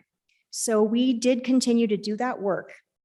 And unfortunately, we can't cover $130,000 from our 200 and 900 series budget because the total for those 2 budgets is around $300,000. However, we have done the work. $50,000 were used as match for a geophysical survey that will be flown over the Medicine Bow Mountains. The USGS is contributing almost $500,000 towards that survey, and that will be used for critical minerals mapping. Additionally, we were able to fund a little bit of geophysical survey being flown over the Medicine Bow Mountains further to the west, or the Sierra Madre Mountains further to the west. And when that opportunity arose, we were approached by industry and they were interested in contributing to that. And so the geophysical survey may be extended to the northern end of the Sierra Madre Mountains as well. So that $50,000 was a great success in terms of matching funds. The $80,000 for geologic mapping has been used to fund 2 projects.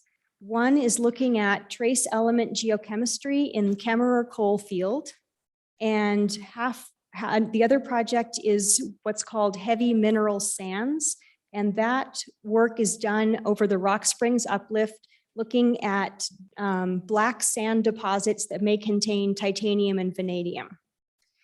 We have not been able to complete that work. We have probably 100 samples sitting in our basement that we still need to send out for analysis, but we're unable to do that until we receive the effective immediate funds of $130,000. We have borrowed extensively from our other budget categories to cover this, and we can't continue to do the work without the effective immediate funding. And the governor has recommended approval of this exception request. Thank you. All right, continue. On page 14 is our priority number 2. It's our IT request. And this is in the amount of $24,005. It includes the replacement of our outdated desktop computers and monitors, a backup system, battery system, printers, and a large format plotter. Although we do replace our computers in the 4-year cycle recommended by ETS, we cycle those computers through our staff. So our high-end users get the new computers. Those who don't require as much computing power get the older computers. And at the very end, they're used in our labs. So we do hang on to those computers for 8 to 10 years. The printers, we've had 2 printers break in the past year, and we would be replacing those. And we use extensively a 44-inch plotter for creating maps. And the governor has recommended approval of this exception request. All right, thank you. Continue. Priority number 3 is for software. And this is for $57,453. We have quite a bit of very specialized software that we use for the work on oil and natural gas, coal, trona, uranium, and groundwater. Our biggest expense is the Esri software, particularly ArcGIS and ArcPro. We have a number of programs that we use for our publishing, and that would be Adobe Pro, Adobe Illustrator, and Adobe Creative Cloud. We also have software that we use on our X-ray diffractometer to analyze minerals and clays, and those pieces of software are ClaySim and JADE. And the governor has recommended approval of this request. Okay, thank you. Continue. Okay. The 4th request is on page 16, and that request is for a minerals geologist position. This would be a senior level professional geologist focusing solely on Wyoming's mineral resources, studying economic, critical, strategic, precious, and industrial minerals.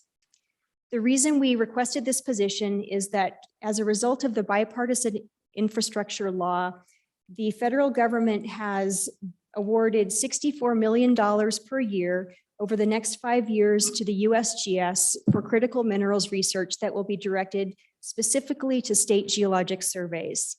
Additionally, there's more funding coming into a federal program called State Map, which is also directed only to state geologic surveys, and a data preservation program also for only state geologic surveys.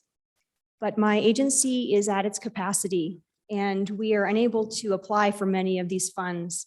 We anticipate leaving probably $1 million per year on the table every year from the federal government. And I am concerned that we're missing opportunities to attract national interest in our resources. The governor did recommend denial of this exception request as it was submitted, but I would like to take a moment to talk about critical minerals in Wyoming, if that would be okay with you. Sure. Mr. Chairman, thank you. I know you've been discussing energy and carbon sequestration extensively in here, and I wanted to mention the great opportunity that we have for mineral development in Wyoming. And I provided a handout to you with a plot. That's it. It says USGS supply chain assessment. And this is from a report that was created by the USGS to examine critical minerals. In 2019, there was a list of 35 critical minerals that were approved by the federal government, and that was revised this year. And the USGS created this plot to help us understand which critical minerals are most at risk. So along the lower axis, the x-axis, is the likelihood of a foreign supply disruption. On the y-axis or vertical axis is how vulnerable US manufacturing is to the supply disruption. The size of the dot relates to how dependent we are on foreign supplies, and the color of the dot is the supply risk. So anything in the upper right corner with a very large red or yellow dot is something that is of concern in the United States. I've circled those dots with a green circle demonstrating minerals that we have historically produced in Wyoming. And in purple are promising deposits in Wyoming or areas that we need further research on. But I wanted to demonstrate to you that we have quite a bit of opportunity in Wyoming in terms of critical minerals. Are there any questions on this handout before I move forward? Go ahead, Representative. So Director Campbell, some of us on this committee recently returned from New Orleans at the Energy Council, where we had a pretty, heard some presentations on critical element or critical minerals and rare earth minerals. And my understanding or my takeaway from that was that currently those are being most activities in China, and they control the market because that's the only place that they're being processed. And so could you share with us, I know at one time we had, is it the Bear Lodge? We had a Bear Lodge mine in the process of being permitted, but I'm not aware of any processing in the US. Has there been any change in that? I think maybe some recent developments. Could you share with that? And then the potential that that could have on Wyoming if that was developed?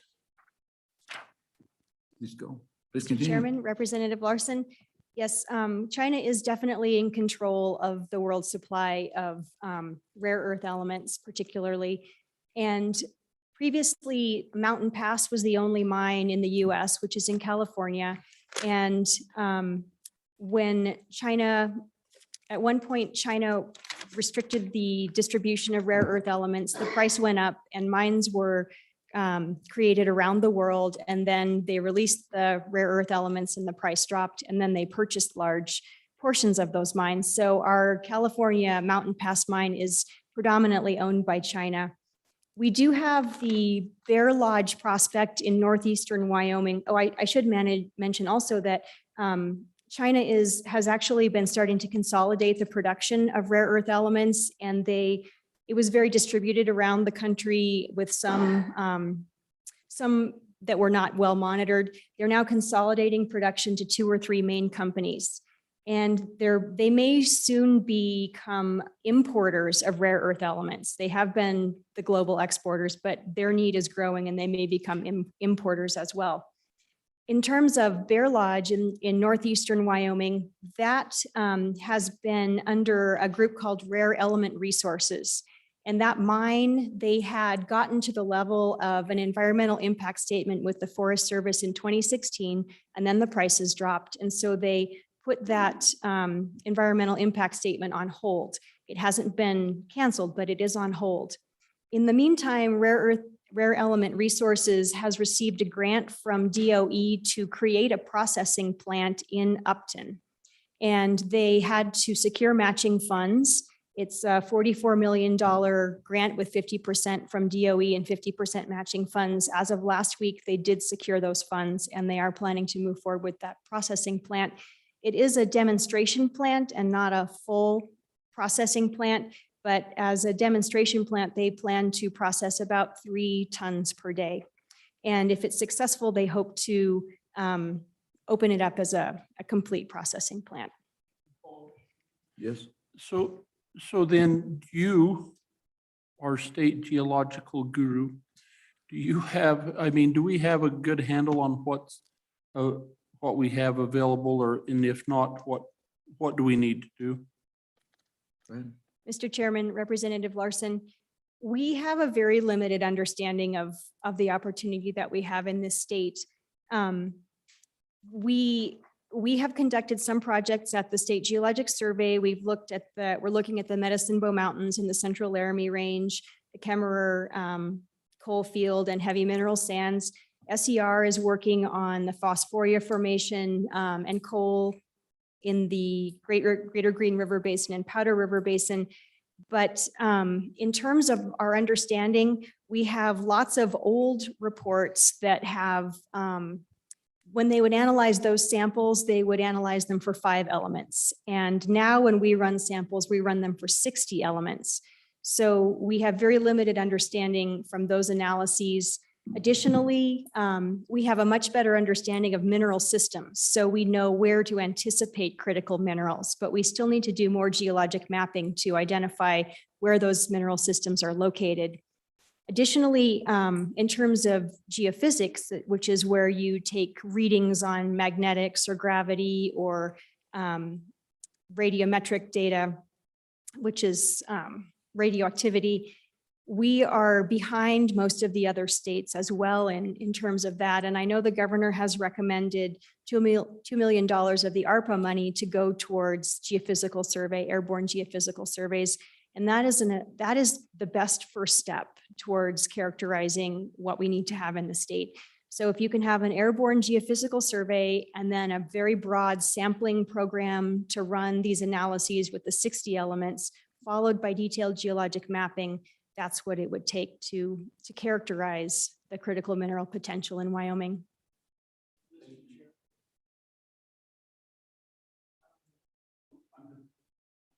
Go ahead, Representative. So Schwartz. thank you for bringing up that $2 million. Guru Campbell, is that your official title, by the way? Well, just a point of order, which is the female version of guru is Gurvis, Urbis. So, I stand corrected. okay, there you But, go.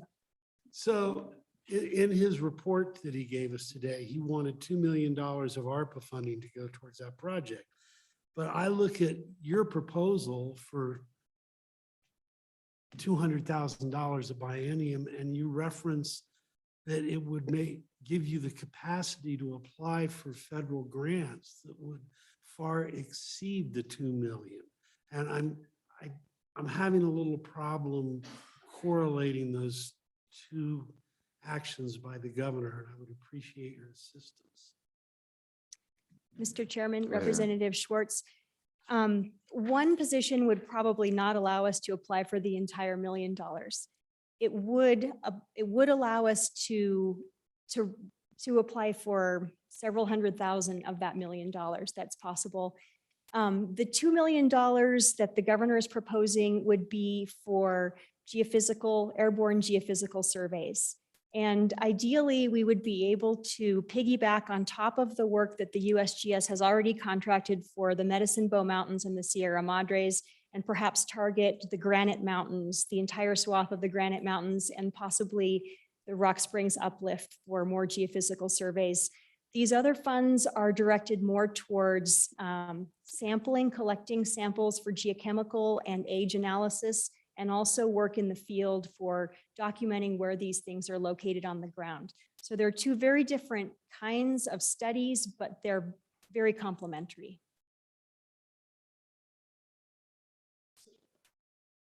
So, Mr. Chairman, if I may, so in a perfect world, we would do both.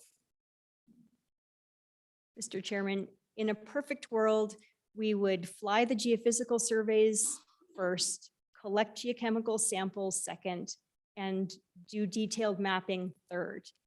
I am concerned about how quickly other states are moving in this direction. I currently serve as president of the Association of American State Geologists, and so I work closely with other state geologists, and I see the work that they're doing. We're behind Texas and Nevada and Alaska, and it takes about 10 to 20 years to go from identifying resources on the ground to developing a mine. And I would like to see in the next 2 years a very aggressive sampling program that could start identifying these resources. And so that would probably have to be occurring at the same time as the geophysical surveys. So, which brings us back to the point, I mean, even if you get the 2 million, even if that's with the grants, you have the capacity in the office to process the information once you receive it. Mr. Chairman, in terms of the geophysical survey, we would coordinate with the USGS, who is the one contracting the geophysical surveys and processing the data. We would then just need to house the data and distribute it. I do worry about capacity for my staff to conduct a sampling program across the state. I should also mention, I should have pointed this out, Another benefit of the geophysical survey is that it can see below the surface. It can see through the trees and it can see through the cover. So it identifies things we can't see up on the surface as well.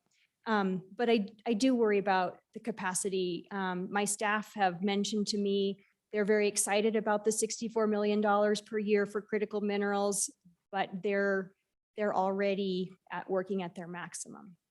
Well, but as far as capacity are there other ways that you can obtain capacity through either AWACS or contract geologists or other ways that you could do that without necessarily, because it looks like it may be albeit as a very rapid, strong push, but over the long haul may not necessarily continue out. Have you looked at that? Is that a realistic possibility? Mr. Chairman, I think if we had 3 AWACS, we could conduct excellent work. I'm not sure we could recruit them as easily as a permanent position because we are hoping for senior level experienced geologists in this role. We have had luck at hiring entry-level geologists that are fantastic at this work, but it's a little harder to find them. 3 AWACS would absolutely get us on track for, if not catching up, following quickly behind what Nevada's doing and Alaska's doing. Okay, thank you. Any other questions? All right, continue. That is my last exception request. And that's all I have. Okay, thank you. Any other questions for Aaron this afternoon? Just a comment if I may. Yes, go ahead. I had gone online and looked at their website and realized I wanted these postcards. And I suggested to Director Campbell that we should all get at least one. And I investigated, I called the AG's office.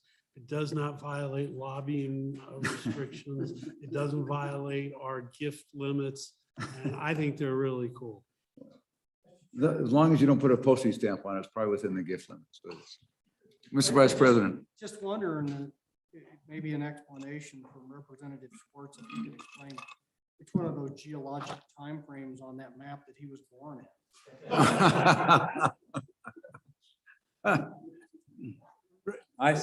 Senator Hicks, it's a good thing, we have this thing going back and forth. It's a good thing there's separation. Does that mean you're really old and we have that time period of separation between us? Time is a construct. That's right. And between the two of you, it's only a couple of years apart. So anyway. Mr. Chairman, Yes. on page 21, there's a request for $240,000 for reoccurring federal funds B11 cleanup. What page was that on? 21. Thank you. Oh, okay. We did miss that one. Go ahead, Mr. Co-Chair. Aaron, you're not done yet. I'm curious, you testify your staff's busy and you don't have enough time to apply for the grants that are coming out through the new infrastructure bill. But my question is it not important enough to reprioritize some of your staff to do that and to follow up on the geologic mapping that we're talking about here? I'm just curious. Thank you, Mr. Chairman. Representative Nicholas, part of the problem is that I have one staff member performing each function except oil and gas. And so I have one hydrogeologist. And if I redirect him to work on this when a question comes in on groundwater, I would have to pull him back off that project to address that. I have one coal geologist. I have one hazards geologist. So I have pulled one of my oil and gas geologists off and she has been redirected to the critical minerals project. So now I have one oil and gas geologist. We are doing that as much as possible, but there is a specialized expertise that people don't necessarily have. It requires an understanding of very complicated mineral system and metamorphic rocks that requires probably a master's degree in that field to truly understand it. In terms of mapping in the field, we do get out as many of my staff that can do go out and map in the summer, but we are staff limited. I'm also curious, Mr. Co-Chair, about what private industry may have of this material, this information that may be out there already. Do we know, are we aware of it? Do we know what industry has done to obtain this information in certain parts of, critical parts where we know certain minerals exist around the state? Mr. Chairman, Representative Nicholas, unfortunately, in the United States, we don't have any laws that require industry to file their results with the government. So it's mostly proprietary information. And unfortunately, what happens is an industry will do a big study, they'll drill wells, they'll run analyses, and they keep those data proprietary. And then the company goes bankrupt and all of the work is lost. And then the next company comes in and they run the exact same study as the first one. And one thing that we are able to do is everything we do is public. So we publish it and we hopefully, even if we are study an area that don't have any resources, we can let people know to don't bother studying it there and go somewhere else. But unfortunately, most of the private data are proprietary. Thank you. Thank you. Any other questions for Aaron? That was the quickest call back in history. Thank you. Thank you. Merry Christmas, Aaron. Why don't we take just a stretch before we start with you, if that's okay, Director? Okay.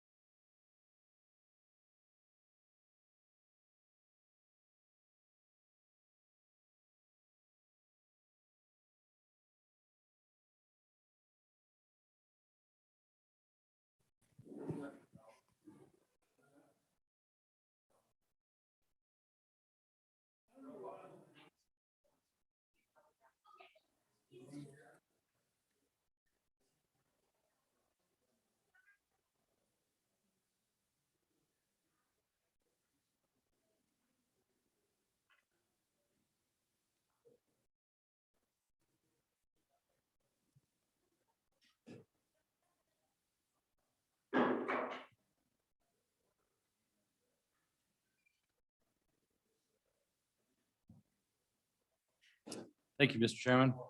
We're very well. How are you? I understand we're like your last agency before you're gonna go home till next year.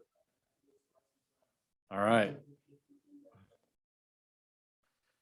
So, Mr. Chairman, I'll start off by just saying that, we, as I think most folks on the committee are well aware, we continue to be free of any kind of general funds. But what I want to do here today is go over the way that the commission has decided to manage the funds that they have in their account.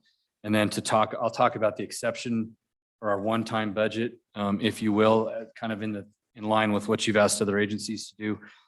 For this year, our approved FY22 budget that our commission approved last July, it's $81.4 million. That's a 2.3% increase from last year. Most of those increases are specific to either recapturing cuts that we made last year during the pandemic. We cut about 5% last year. Some inflationary costs primarily related to fuel and flights, aircraft flights, those kind of things. And then some inflationary personnel costs. As I've talked to this committee before, to simplify the way we manage the money that's in our account, we basically have four pots within the same account. One obviously is our approved budget. So $81 million is our approved budget. Secondly, we have about $24 million that is already spent. It's basically encumbered money. It's projects that the commission approved, but we haven't written the check yet. For example, our Cody office that we're in the middle of constructing. We haven't paid for all of that yet. We've got other projects like housing in Jackson that we have set aside money for. And that's kind of there are several of those kind of projects. Our third pot of money is our commission has basically established our version of the LISRA. So it's a rainy day account that's 7 months worth of operating revenue. That's roughly $40 million. And then our last pot of money is the commission's discretionary amount, that basically everything that's left over, that's about 20 million. That's the pot of money that the commission uses to allocate funds to the one-time projects that I'll talk about here today. That's also the pot of money that the commission has used to fund capital construction. In the past, a lot of times we found ourselves in a position where we came to the legislature and asked the legislature for capital construction money. And now the commission is funding that out of their own account. Yeah, Director, I missed what the ongoing project number was. The dollar amount. Yeah, the dollar amount for that is 24 million. Thank you. Go ahead, continue. Okay, so Mr. Chairman, I'll talk about this year's projects that were approved by the commission for one-time projects. Also, you guys have a PowerPoint. I think it's this blue-faced PowerPoint. And if you go back to page 14 and 15 contain all of those. And there are many. I'm going to hit maybe the more important ones. There's a total here of about $4 million that our commission, 4.2 to be exact, that our commission approved in one-time funding. So not part of our standard. So our commission has heard loud and clear that there's a real interest in doing two things with regards to mule deer. Mule deer have declined across our state and across the West for 20 to 30 years now. So we have, the commission has been good about allocating money both to research and also to doing on the ground habitat work. And those first two items you see there for $500,000 and then 300,000 are both focused on mule deer. As I think the committee is aware, the commission owns many properties around the state, and maintenance of those properties and maintenance of those water rights is really important to the commission. This $250,000 allocation to the WIC WHMA Carlson Creek ditch is in the interest of repairing that ditch so that we can continue to use beneficial use on that water right and maintain that water right. Mr. Chair. Go ahead, Mr. So Chairman. I'm just curious on the mule deer. What's the percentage loss for our estimated populations in the state of Wyoming? Where has it gone in the last 20 years? So in the last 20 years, the decline is about 30%. A lot of them, I think, have moved to town, Yeah. particularly in Lander. Yeah, we hear that in a lot of towns, actually. So, But, and so what do you think the cause is? Well, I think there are a lot of different factors that are influencing that. I think one is certainly in some populations, CWD has had an effect. It's at a high enough prevalence that it's had an effect. We know that habitat conditions have declined in some places. And I think one of the main drivers of that are things like invasive annual grasses like cheatgrass. We've seen a lot more cheatgrass and even now a little bit of Medusa head and Ventonot up in the northern part of the state. And those invasive grasses destroy mule deer habitat. What is the impact of the growing population of whitetail around the state? So we don't necessarily see a lot of interaction or competition between whitetail and mule deer. However, there's a growing body of information that indicates elk may outcompete mule deer. And there's been one good study that's been done over in the southwest part of the state that surely shows that at least there, elk have been competing with mule deer, both for the space and also the forage that both of them rely upon. Thank you. Moving on, fish hatcheries are really expensive. And when you have to repair something at a fish hatchery or replace a tank, it's really expensive. As you can see there at the Wigwam rearing station, one tank replacement, $640,000. We have an issue with our well in Dubois at the Dubois Fish Hatchery where the water has to be filtered with really high dollar filters, $25,000 a year filters to filter that water. And so we're looking at putting in a new well that will provide us good water that we can use for those fish at that rearing station. You can see on the next page, the money that we've spent in change orders. Most of this has been a material increase cost that everybody has seen, all contractors have seen with regards to supply chain shortages and the effects that we've seen on the construction businesses across our state.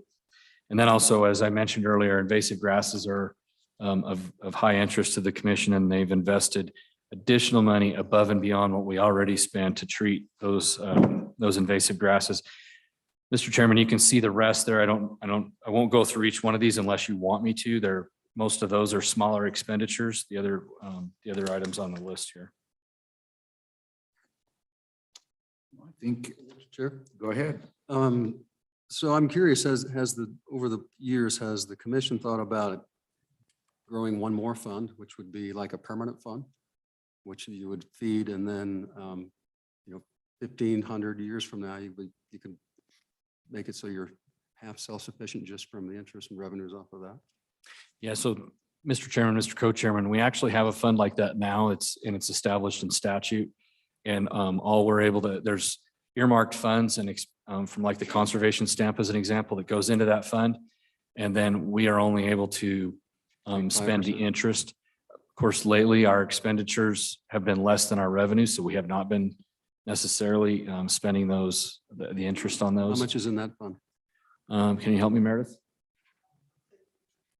33.2 million. And does the treasurer's office invest it for you? They do, and that is the one pot of money that's currently invested in the higher return. Is it called Pool A, I think? Pool A. Okay. And then all of the rest of our funds are in the agency pool. There is Senator Hicks and I've had some discussions, and we're having some discussion now about looking at our rainy day account and seeing if it would require statutory change that we'd certainly run through JAC if we found a sponsor, but an opportunity to take those other reserve funds and invest in that way as well for the higher return. Yeah, that's an easy thing to do if you just let us know. So. Yeah, Senator Hicks figured that out and brought that to the agency and talked to us about it. So we're working that through our commission right now, and then we will be talking to the treasurer and likely coming back to see you. All right, thank you. Go ahead. Is there anybody else have any particular questions about the project list? Go ahead, Reverend Schwartz. Can you give us a summary on where we're at with the Jax Housing Project? Absolutely, Mr. Chairman. And I think I've got my lead man on that here with me today. I'm going to ask Deputy Director John Kennedy to address that. Mr. Chairman. Representative, the Jackson Housing Project, we've provided you with some background on this project before. Everybody's aware of the high cost of living in Jackson and why we're needing to do this. And the Jackson community spoke loud and clear that they wanted us to maintain a presence in Jackson. So we've spent a couple of years looking at different alternatives for how we can address this in Jackson, and our commission decided they wanted to build houses on their property in Jackson. So we've been looking at a site that we call our South Park Wildlife Habitat Management Area for that project, utilizing about 10 acres in an area that's would have minimal, if no impact to wildlife. And the purpose of that area, it's up along the highway south of Jackson. And so the first step has been something that we thought would be relatively quick, which was testing the water. We felt like obviously we need to have a good, we need to have the water situation under control for a construction project that may have up to 10 to 15 houses for families, game and fish families. And so we've been working on that for over a year now on the water. And certainly the delays in materials and the increases in price of getting wells drilled during the COVID pandemic was challenging, to say the least. But bottom line is we've drilled 4 wells and we've only hit water on one of those wells. And yes, and the water quantity, pardon me? Is Kermit Brown involved with that well? No. He's the kiss of death on water wells. Well, I'm starting to feel a lot like that too. So we did get a well that has great water quantity, but the water quality is just not good. And so we've been doing some intensive testing, working with our hydrogeologists and some engineers out of Jackson. And we currently have an existing well. It's not a production well that has good quality water. So we think we've got it figured out now. And so we're going to be moving forward with drilling another well, and we got funding from the commission to do that. Not sure that we can pull that off this winter, and may have to wait for the spring to drill that well. But we feel pretty confident at this point that we're going to have a good production well. Once that happens, we're going to initiate a very robust public engagement process, and work with the county in Teton County to get this project rolling. It'll take some time. He's been very confident on this well before, so I'm a little Yeah, bit suspicious. I shouldn't have said that today. Optimistic. We're wearing that one. Huh? But Mr. Chairman, we certainly appreciate the support from this committee and members of this committee. They've been very supportive of this project, and we appreciate that. I would caution you that the county process might be more arduous than the well. Yeah, this says the former county commissioner. Mhm. Yeah.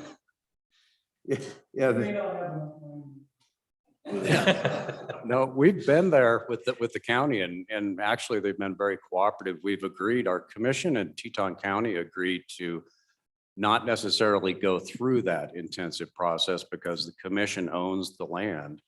And there's some waivers that can be implemented in that case, and they've been very cooperative with that. So we're hoping, we just need to get over this initial site testing work and get some water, and we hope we can move fairly quickly. Again, Well, if a you get comment that I probably shouldn't have made. Mr. If you Chairman, get the new well in DuBois, you can bring the high-cost filtering over to Jackson and filter the water up for you there. Mr. Chairman, Yes, go ahead, Representative Susan. and if you have further difficulty in Star Valley, we have plenty of good water and we have a easy county commission really work well with you. So just move your entire operations to Star Valley. No problem. Representative, that was actually one of the options that was evaluated very seriously. So But yeah, but you didn't offer free land. So I do have a question for you on the Big Sandy Reservoir rotenone treatment. What is that, and what's that about? yeah, so Mr. Chairman, we have a species of chub over in the Big Sandy River that Is is, it an invasive species? yeah, no, it's not invasive. It's a native species that could potentially be threatened.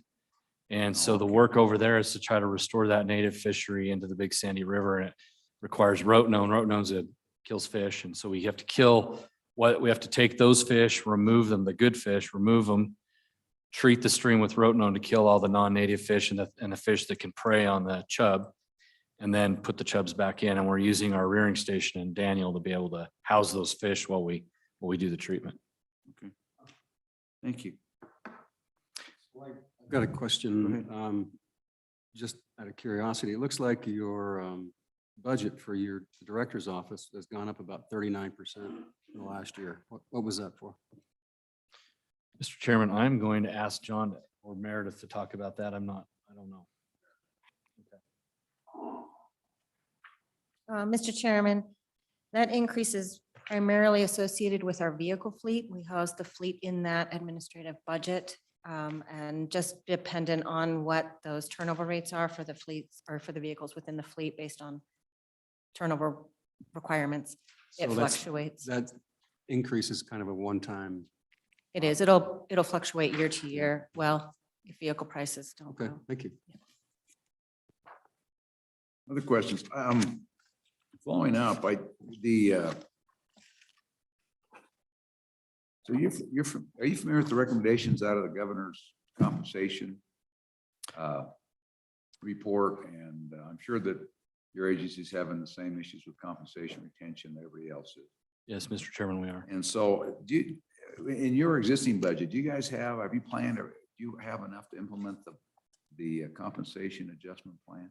Yeah, Mr. Chairman, we've evaluated what that would cost the department, what it would cost our standard budget. And yes, we do have the capacity to do that and still be able to maintain revenues above expenditures. Okay. So you're planning. We're hoping to implement it. Based upon action of the legislature, we always follow whatever the rest of the state does. So your plan is you'll match whatever happens in the session. Yes, Okay. Mr. Chairman, that's our history. We've always done that. Fine, thank you. Any other questions for our friends from Game and Fish? Mr. Chairman, I do have, if there's no questions, I do have just a couple more items. No, please, let's go ahead. Don, you have some follow-up for us? Mr. Chairman, just a technical point, and perhaps this was in the executive director's later presentation, but they do have 7 positions that will be, I believe, transferred over to A&I as part of the HR transfer. Oh, There is actually an amount in our budget system, but you will not see that because they are other funded. Yeah, we understand three positions. 7's a shock for us. Three's what we were tracking. First liar never has a chance, you know how. Representative Walters, you have a question about HR? Thank you, Mr. Chairman. With that HR consolidation, are those 3 or 7, however many you'd prefer to discuss, individuals still housed within your building physically? And then how has the transition gone? Have there been hiccups, road bumps, whatever? And then are those 3 individuals, have they been asked to take on other duties outside of game and fish duties by HR as that transition has taken place? So just a general discussion of how the whole process is going. Mr. Chairman, Representative Walters. So they do reside in our building, and that certainly for us lessened the blow. We certainly, they're part of the team, and we actually had our HR manager doing a lot of other work like our leadership development programs associated with human resources, but probably above and beyond what some of the other HR managers were doing. And so having him continue to work with us in the building was very important. I rely on him obviously on very contentious, sensitive, legal type matters. And so that was another thing, trust relationship. I wanted him to stay close. So far that has worked fine. There was speed bumps along the way, but I think to this point, it hasn't had a significant impact on the agency. We've still been able to receive those services to the same level we did before. The amount that they've been asked to work and do work for other agencies has happened. But again, I don't think to a level that's impacted our ability to use them the way we've needed to use them. I do have concerns when, we're a small agency, we have 400 people. And when we do have 2 or 3 kind of ongoing personnel issues with hearings and a lot of work that goes into those kind of things, we don't have that right now. I do worry about the day that happens and being able to have an HR person there all the time to work pretty much entirely for Game and Fish. Thank you. Recognize we had a couple of other items for us. So just something to make the committee aware of. So I've been concerned for quite some time about aquatic invasive species. We've allocated money in positions. We hire about 60 seasonal people every year, AWEX, to guard the borders, if you will. I feel like our current operations to prevent quagga and zebra mussels from coming into the state is adequate. What I'm concerned about is if we've done rapid response plans at all of our biggest bodies of water around the state to determine what it would cost us to contain those species within a body of water if they were to be introduced into the state. We wanted to be able to respond immediately, literally within hours of knowing about it. And the costs associated with that are significant. And so what I've already approached TRW about this. They're aware of it. We haven't come to any kind of, we don't have a bill draft or anything like that. But what I've asked them for is some kind of a discretionary money, maybe even in an existing account. I've mentioned the water development account. I think LISRA would work, but discretionary money that the governor had the ability to allocate to an invasive species outbreak in our state that would last long enough to get us to the next legislative session. What's the dollar? What kind of dollar number are you talking about? The worst case most extreme is 5 to 10 million. 5 to 10 million. And so we do have, there is in the budget proposal a $20 million there's a contingency in there. And it's the language is broad enough that the government can use it for about anything that he deems as a public health or economic hazard, and that probably qualifies under both of that. Yeah, that's very encouraging, and I guess I wasn't aware of that. Okay. So there's some there, but thanks for the heads up, and that's not the only sort of Damocles that can fall on the state of Wyoming. The AS is just one of several. So we appreciate that, and that's good information for us to have. What else is on your mind? So the other thing too, just to make this group aware of, we have had some very positive discussions recently with the federal administration on resources they have available. They seem to be very interested in Wyoming. A senior delegation came out here and met with us, several of the cabinet members, Bob Budd, and we began a very good discussion, I think, on some resources that we may be able to bring to our state to deal specifically with wildlife crossings, and then also with dealing with habitat improvement, habitat leasing, and mitigation in migration corridors even on private lands. I'm very encouraged by that, and we'll continue to keep you updated on where that goes. But I mean, they're talking about some really significant resources in there. I asked them point blank, so why Wyoming? And they said they really like the fact that we have in place the infrastructure with the governor's executive order on migration corridors, as well as the governor's executive order on sage grouse, as well as a lot of local grassroots driven kind of cooperatives that do conservation work on their own. Senator Hicks is a great example of that. He has a lot of grassroots support there, and they do all kinds of conservation work in bags, and they really like that, and they don't see that at all the states around the country. And so what's the timing on that? Well, it's very soon. We're actually going to reconvene with them in January and start talking some real specifics. I think the timing is in 6 to 12 months.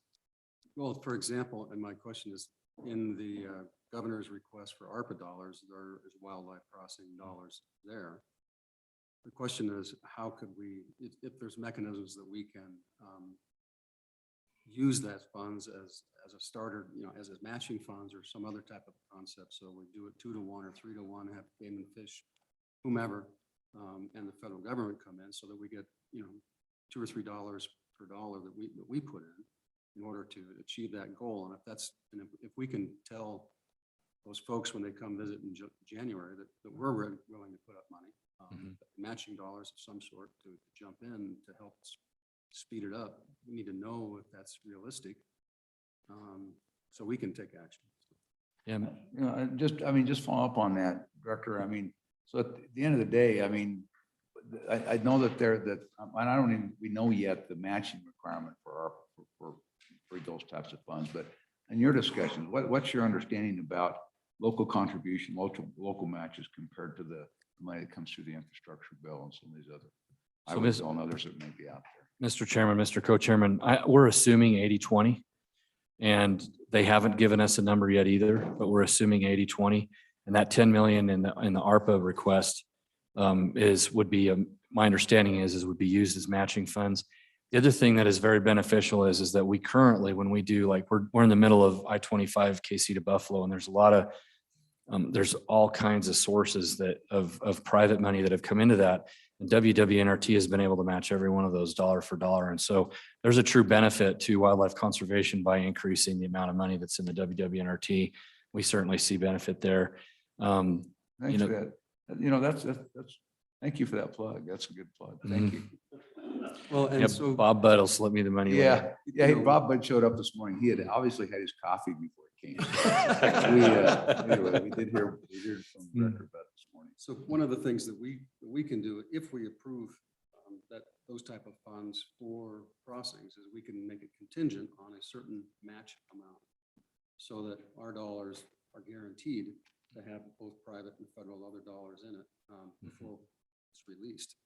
And that, by doing that way, we can spend our money, but also, the private guys say, no, you've already got the money, so we're not going to help you out quite so much. So it's a mechanism to kind of force everyone to pay. And what we've talked about, Mr. Chairman, Mr. Co-Chairman, with the federal folks on that is that is kind of our limitation, is we don't have all the funds the state can raise through WWNRT private legislated funds.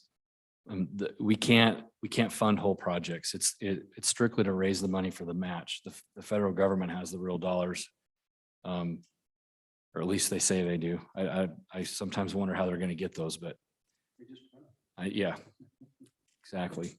Mr. Chairman. Yes. Senator Hicks. A series of questions. The first one is back on your priority exception budget.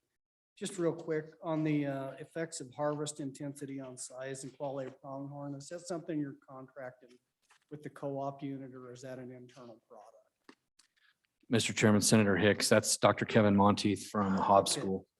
And then could we get an update on wolves and grizzly bears, and then just a quick overview of the progress of the governor's task force on big game, and any bill drafts or any recommendations coming out of that for the legislature? Absolutely, Mr. Chairman, Senator Hicks. So first of all, with regards to wolves, Wyoming has not taken we've made no changes in our wolf management plans recently, but the states of Idaho and Montana have. Those changes have caught the ire of the federal government. They've made it very clear to us as recently as today at noon that they have concerns with what Idaho and Montana has done. Frankly, the biological impacts of the changes they've made are not in any way a jeopardy to the wolf populations in those two states. But politically, with folks that are, for wolf proponents, they've begun to put a lot of pressure on the Fish and Wildlife Service. I'm concerned that Fish and Wildlife Service will use those changes to try to do something with the entire regulatory mechanisms on the Northern Rocky Mountains, which includes us. They've acknowledged that we weren't a part of this, but I'm concerned about that. There has been a petition filed, so the Fish and Wildlife Service is reviewing right now, doing a status review is what they call it, to determine if they should remain under state authority or if they should be relisted. That, again, biologically, factually, I'm not concerned. I am concerned, though, about the subjectivity that's allowed in their process and that it could affect Wyoming. It would be absolutely devastating, as Senator Hicks knows, if we lost state management of wolves. We have seen the benefits on the ground of managing our own wolf populations, being able to reduce them down to the objectives we've set. They're still far above all the recovery criteria. But if we don't have that ability to do that anymore, it's a significant issue in Northwest Wyoming. It's a significant issue in other parts of the state as well, where we've been able to manage wolves like we do other predatory animals when they show up in places where they just can't stay out of trouble. Baggs, Wyoming is a great example of a place where that happens.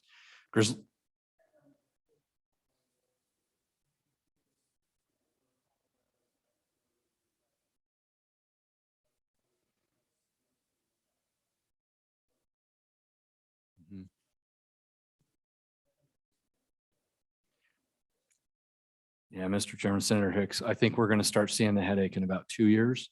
I think the real headache, though, is going to be 4 to 5. If you look back at when wolves were introduced in Wyoming, it took about 3 years for us to start seeing a lot of wolf population expansion. They will head north. We have very suitable habitat in the Snowy Range, Sierra Madres. I mean, we've even already had wolves out in the Red Desert and the Wamsutter country. We've had our people remove, not Game and Fish, but sportsmen have removed those wolves. I'm concerned that based on what we've seen with wolf behavior in other places, that if they do come north of the border, we may not be able to completely rely on hunters to take care of that. Wolves learn, they learn how to avoid hunters and how to be nocturnal. And so that's concerning to me for sure. Mr. Chairman, just for the committee, as we look at that, we currently in our wolf management plan in the trophy game, we compensate for wolf damages associated with livestock production. And my concern is this will spill into the southern part of the border, so we'd end up with a dual program where we don't compensate landowners on that end of the state. So I see a legislative headache coming down with the differential way that we do this. It's just something to keep on our radars. So grizzly bears. Grizzly bears. So we continue to have no shortage of grizzly bears. We recently, in conjunction with the interagency grizzly bear study team, updated the population estimate, and we're using a much more realistic model now that does a better job of accurately estimating the population. We estimate in Wyoming, in the greater Yellowstone ecosystem, there's around 1,050 grizzly bears. The previous population estimate was 700. The change there is really in the definition of, a core of this model is how big the home range is for sows, female bears. And we used to very conservatively estimate that at 30 kilometers. We now know it's closer to 15. So when you consider that they have a smaller home range, you can put more bears on the landscape. And we definitely count enough bears to justify that higher population estimate. With that said, we within the core of the population where we estimate the 1,050 bears, we've been able to pretty darn successfully continue to keep, because it's in the core and most of it's protected. We have some livestock conflicts, but the conflicts there are not anywhere near as extensive as they are outside of that area. So the bears now, 2/3 of our removals of grizzly bears are outside of that area in places where the habitat is not suitable for grizzly bears. Places like the Cody Front, places like the south end of the Wyoming range, places like off forest on the around Thermopolis, down Owl Creek. And so, we continue to hear from producers. There's a lot of frustration. There's a lot of concern over this expanding grizzly bear population outside of the areas where the habitat is suitable for them, which is really, it just continues to get worse and worse as far as the public concern and our concern for having state authority to manage them. We've evaluated every potential option, considering a recent court ruling on how we can get that done again. My discussions with this administration early on, I didn't feel like their solution was going to work for us. They wanted to basically look at writing a recovery plan and doing a delisting rule for the entire lower 48 states. And based on, if you look at the time frame for the greater Yellowstone of about 30 years since we really started working on it, I don't see that happening in any of our lifetimes. And so for that reason, we evaluated the next best option was to file our own petition. We will be filing that. If not next week, it'll be the week after. And that will that'll put the service on a timeline where they're going to have to provide a 90-day finding and say whether they think it's warranted or not. I don't see how they can say it's not. Biologically, regulatory mechanism, why all the requirements of the Endangered Species Act have been met. The state has agreed to acquiesce to the things that the federal court said we needed to. So I think there'll be a positive 90-day finding there, but then they've got about a year to actually finalize it. I'm optimistic. I do have concerns a little bit with what Montana has recently done and announcing that they're going to do the same thing for the population around Glacier. I talked with the service about that today and articulated our concerns and what I expect them to do, which was to focus on our petition first and to deal with it separately and not combine it together. And I think that, I guess I'm fairly optimistic they'll do that. Yeah, it might be. I guess I hope those words never come back to bite me. They're going to bite him. But anyway, that's the current, that's where we're at. You know, I'm hopeful that we can make this petition stick. Wyoming's been successful with this before with wolves. We did file our own petition with wolves 15 years ago and we prevailed. So we'll see. The geographic distance between Glacier and what, 400 miles? It's not quite that far as the grizzly bear walks. It would probably be about 250 miles. And if you take the area between where there's known existing grizzly bear populations in both ecosystems, it's really only, I'd be surprised if we haven't already had movement between the two. We haven't documented it. How far up into the Gallatin Forest is up there in Montana does the greater Yellowstone ecosystem? So it goes about 40 to 50 miles north of the border. Okay. So Bozeman is kind of the Bozeman, north end of that. basically. Okay. Yeah, it isn't that far. One more question on grizzly bears, if I may, Mr. Chairman. So a couple of years ago, we had some legislation that said you could translocate to those to our friends on the left coast, and I know the commission took a similar. Have you been able to avail yourself of any opportunity to translate grizzly bears to California? Mr. Chairman, Senator Hicks, the short answer to that is no. No takers, huh? No takers yet. They're awful supportive of those bears being here, not real supportive of those bears being there. Okay. So Go figure. that was quite a clever statute, though. That was good. Lastly, Mr. Chairman, on the Wyoming Wildlife Task Force, the task force began meeting in June. We have 4 legislative members on that task force, as well as multiple stakeholders from all of the different industries, agencies, 18 members around the state. Our 4 legislative representatives are Senator Hicks, Senator Driscoll, Representative Flitner, and Representative Summers. The task force has identified really kind of 4 major focus areas to deal with. A lot of it to this point has been focused on license allocation, and secondly on landowner issues, landowner licenses, landowner incentives for providing habitat, those kind of things. And to this point, the task force has made a total of 5 recommendations. 2 of those were really just statements of support. One was for support to provide more money to the WWNRT. One was to support the state management of grizzly bears. Then separate from that, they recommended, and there are bill drafts now for changing our allocation of resident and non-resident licenses for what they have termed the big 5, which is grizzly bear, bison, bighorn sheep, mountain goat, and moose. Changing those allocations from their current to 90% resident, 10% non-resident. It varies now between 25/75 and 20/80. But under this proposal, it would all go to 90/10, 90% resident, 10% non-resident.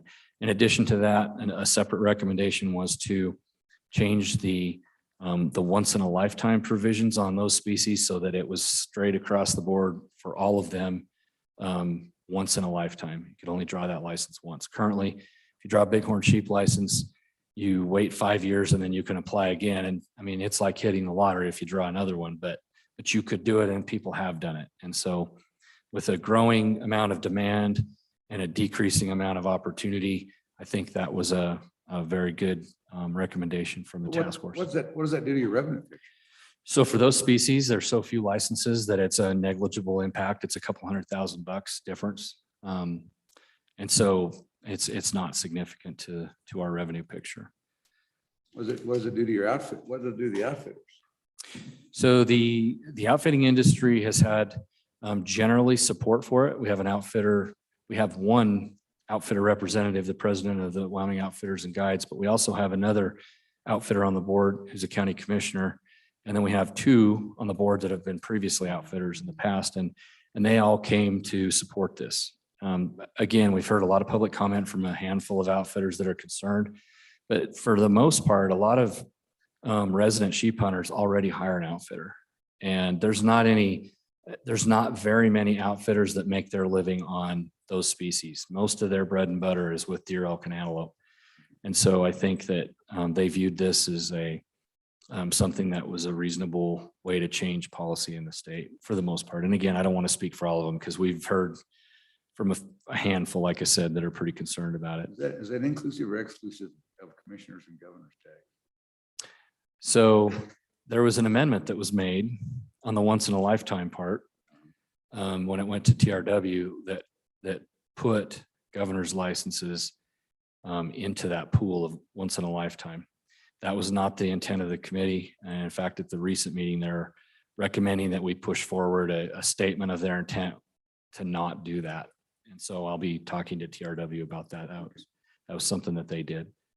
The last recommendation that just came out was a recommendation to change our system, and this is legislative as well, from only for moose and bighorn sheep to transition from a preference point system to a bonus point system.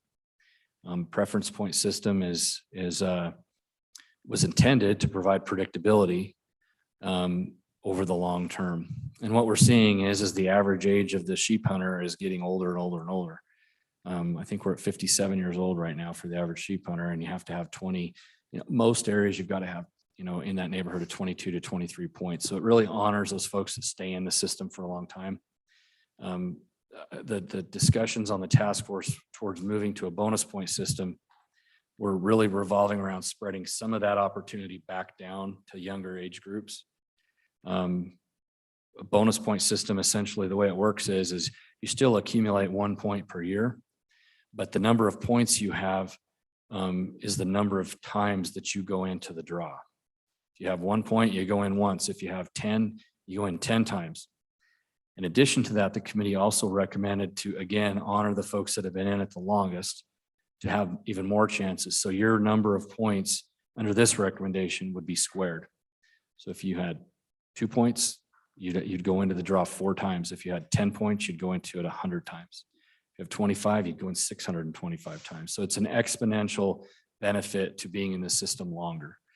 And prohibition against the transfer and exchange and credits.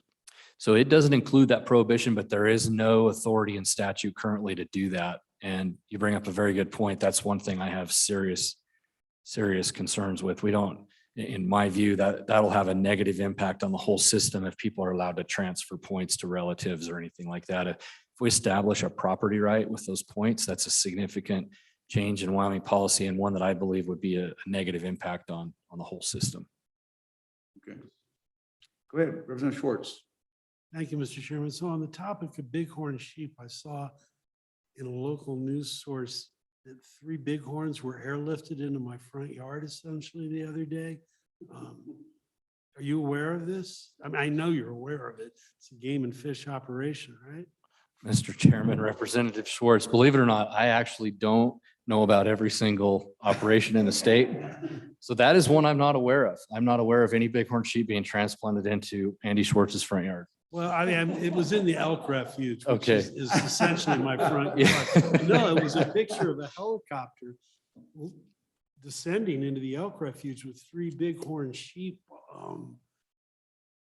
hanging from it. So, Mr. Chairman, what I would expect is that's part of an ongoing research project we've had with the Teton herd. And it could be one of 2 things. It could have been a capture operation to put collars on them or collect information and then put them back. We haven't done any new introductions of sheep though into the National Elk Refuge that I'm aware of, so. Is it a black elk? I think it was, as far as, I think it was a search and rescue helicopter. I'm a little worried now because that sounds like a new method of baiting. Jigging with grizzly bears.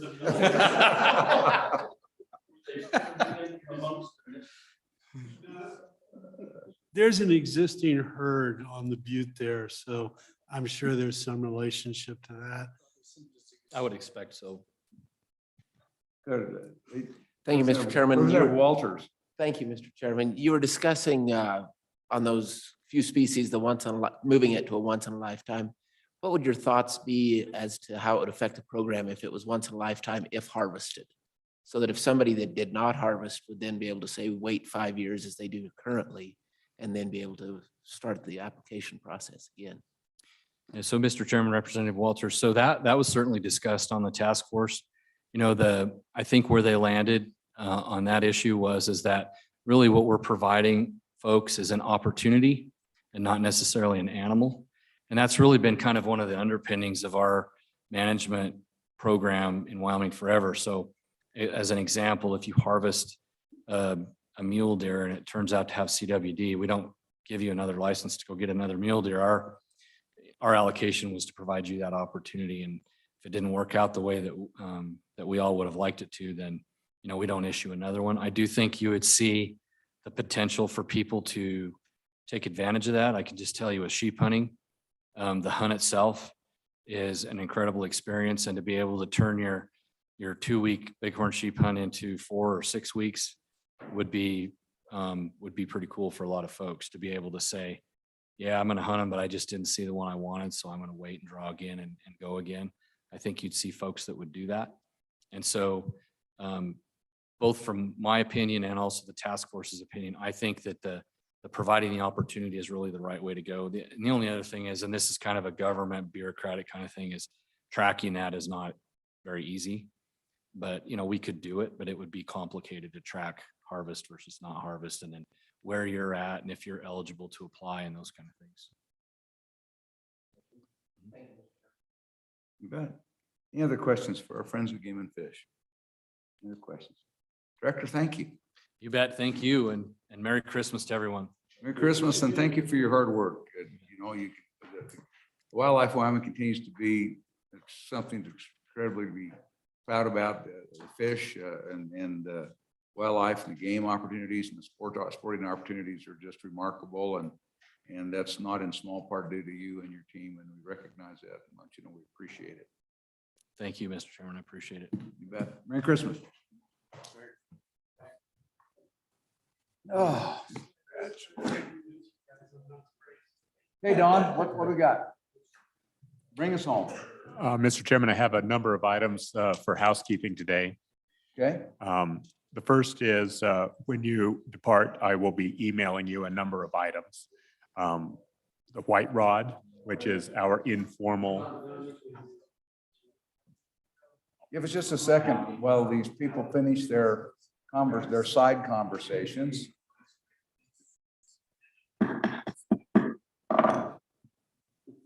Okay, Don, you were saying? Yes, good afternoon, Mr. Chairman.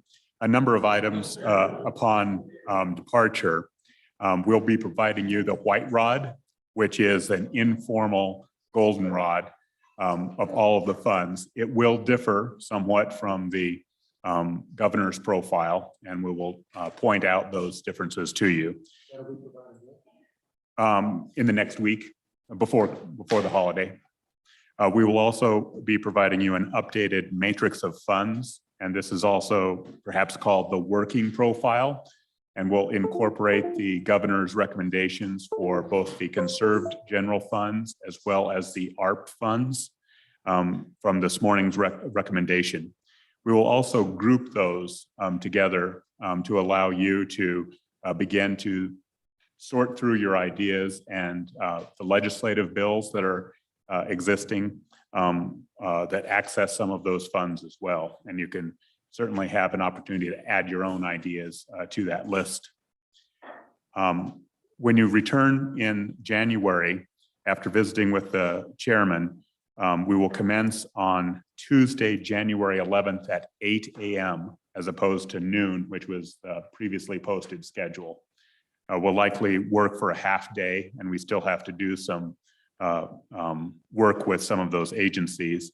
And then returning on Wednesday, we'll have almost a full day of hearings. We only have a day and a half left. Almost all general funds have been heard. The Department of Corrections is the sole large agency that has not come back, but recall that's all funded with ARP funds this year. And then you'll have the opportunity, there is an opportunity for public comment on Thursday morning. And then after that, we will certainly work with the chairs for subsequent adjustments to the agenda. However, if you would make a recommendation or request of staff to draft the local government bill. That's not a voting for it, but just so that you can have the template, if you so desire, consistent with last biennium's distribution, you'll have that available to you if you would direct us to do that. If not, that's fine, but it just moves the process along while you're away. Yep, please do. We also have about 10 bills from this committee. We'll be working with the chair to communicate which one of those will be coming up. If you have individual bills like Representative Schwartz today with the workforce services, I would encourage you to direct staff to share those with the chairs.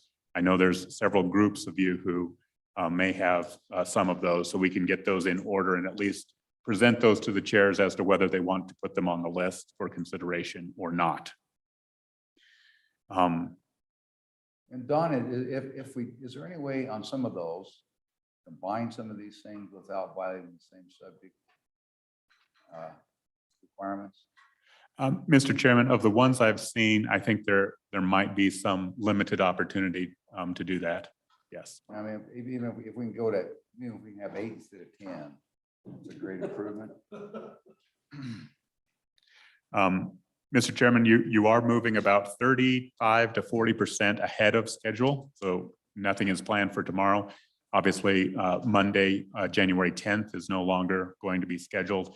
It is also likely that we will conclude your markup prior to that last Friday, maybe Wednesday, maybe Thursday, depending on how you proceed. Don't get ahead of yourself.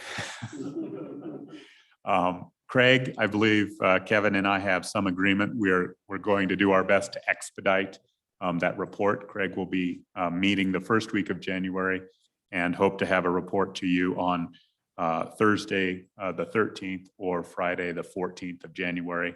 We had previously scheduled to release that on the 17th, the following Monday. So we're trying to advance some of this information given your good clip. All right, great, thank you. Is there anything else for the committee before we go off? Before we adjourn? So you want to? Just hold that thought for just a minute. You want to, our thought was on Tuesday. No, hold that thought. All right, let's go ahead and we'll stand adjourned. So go ahead.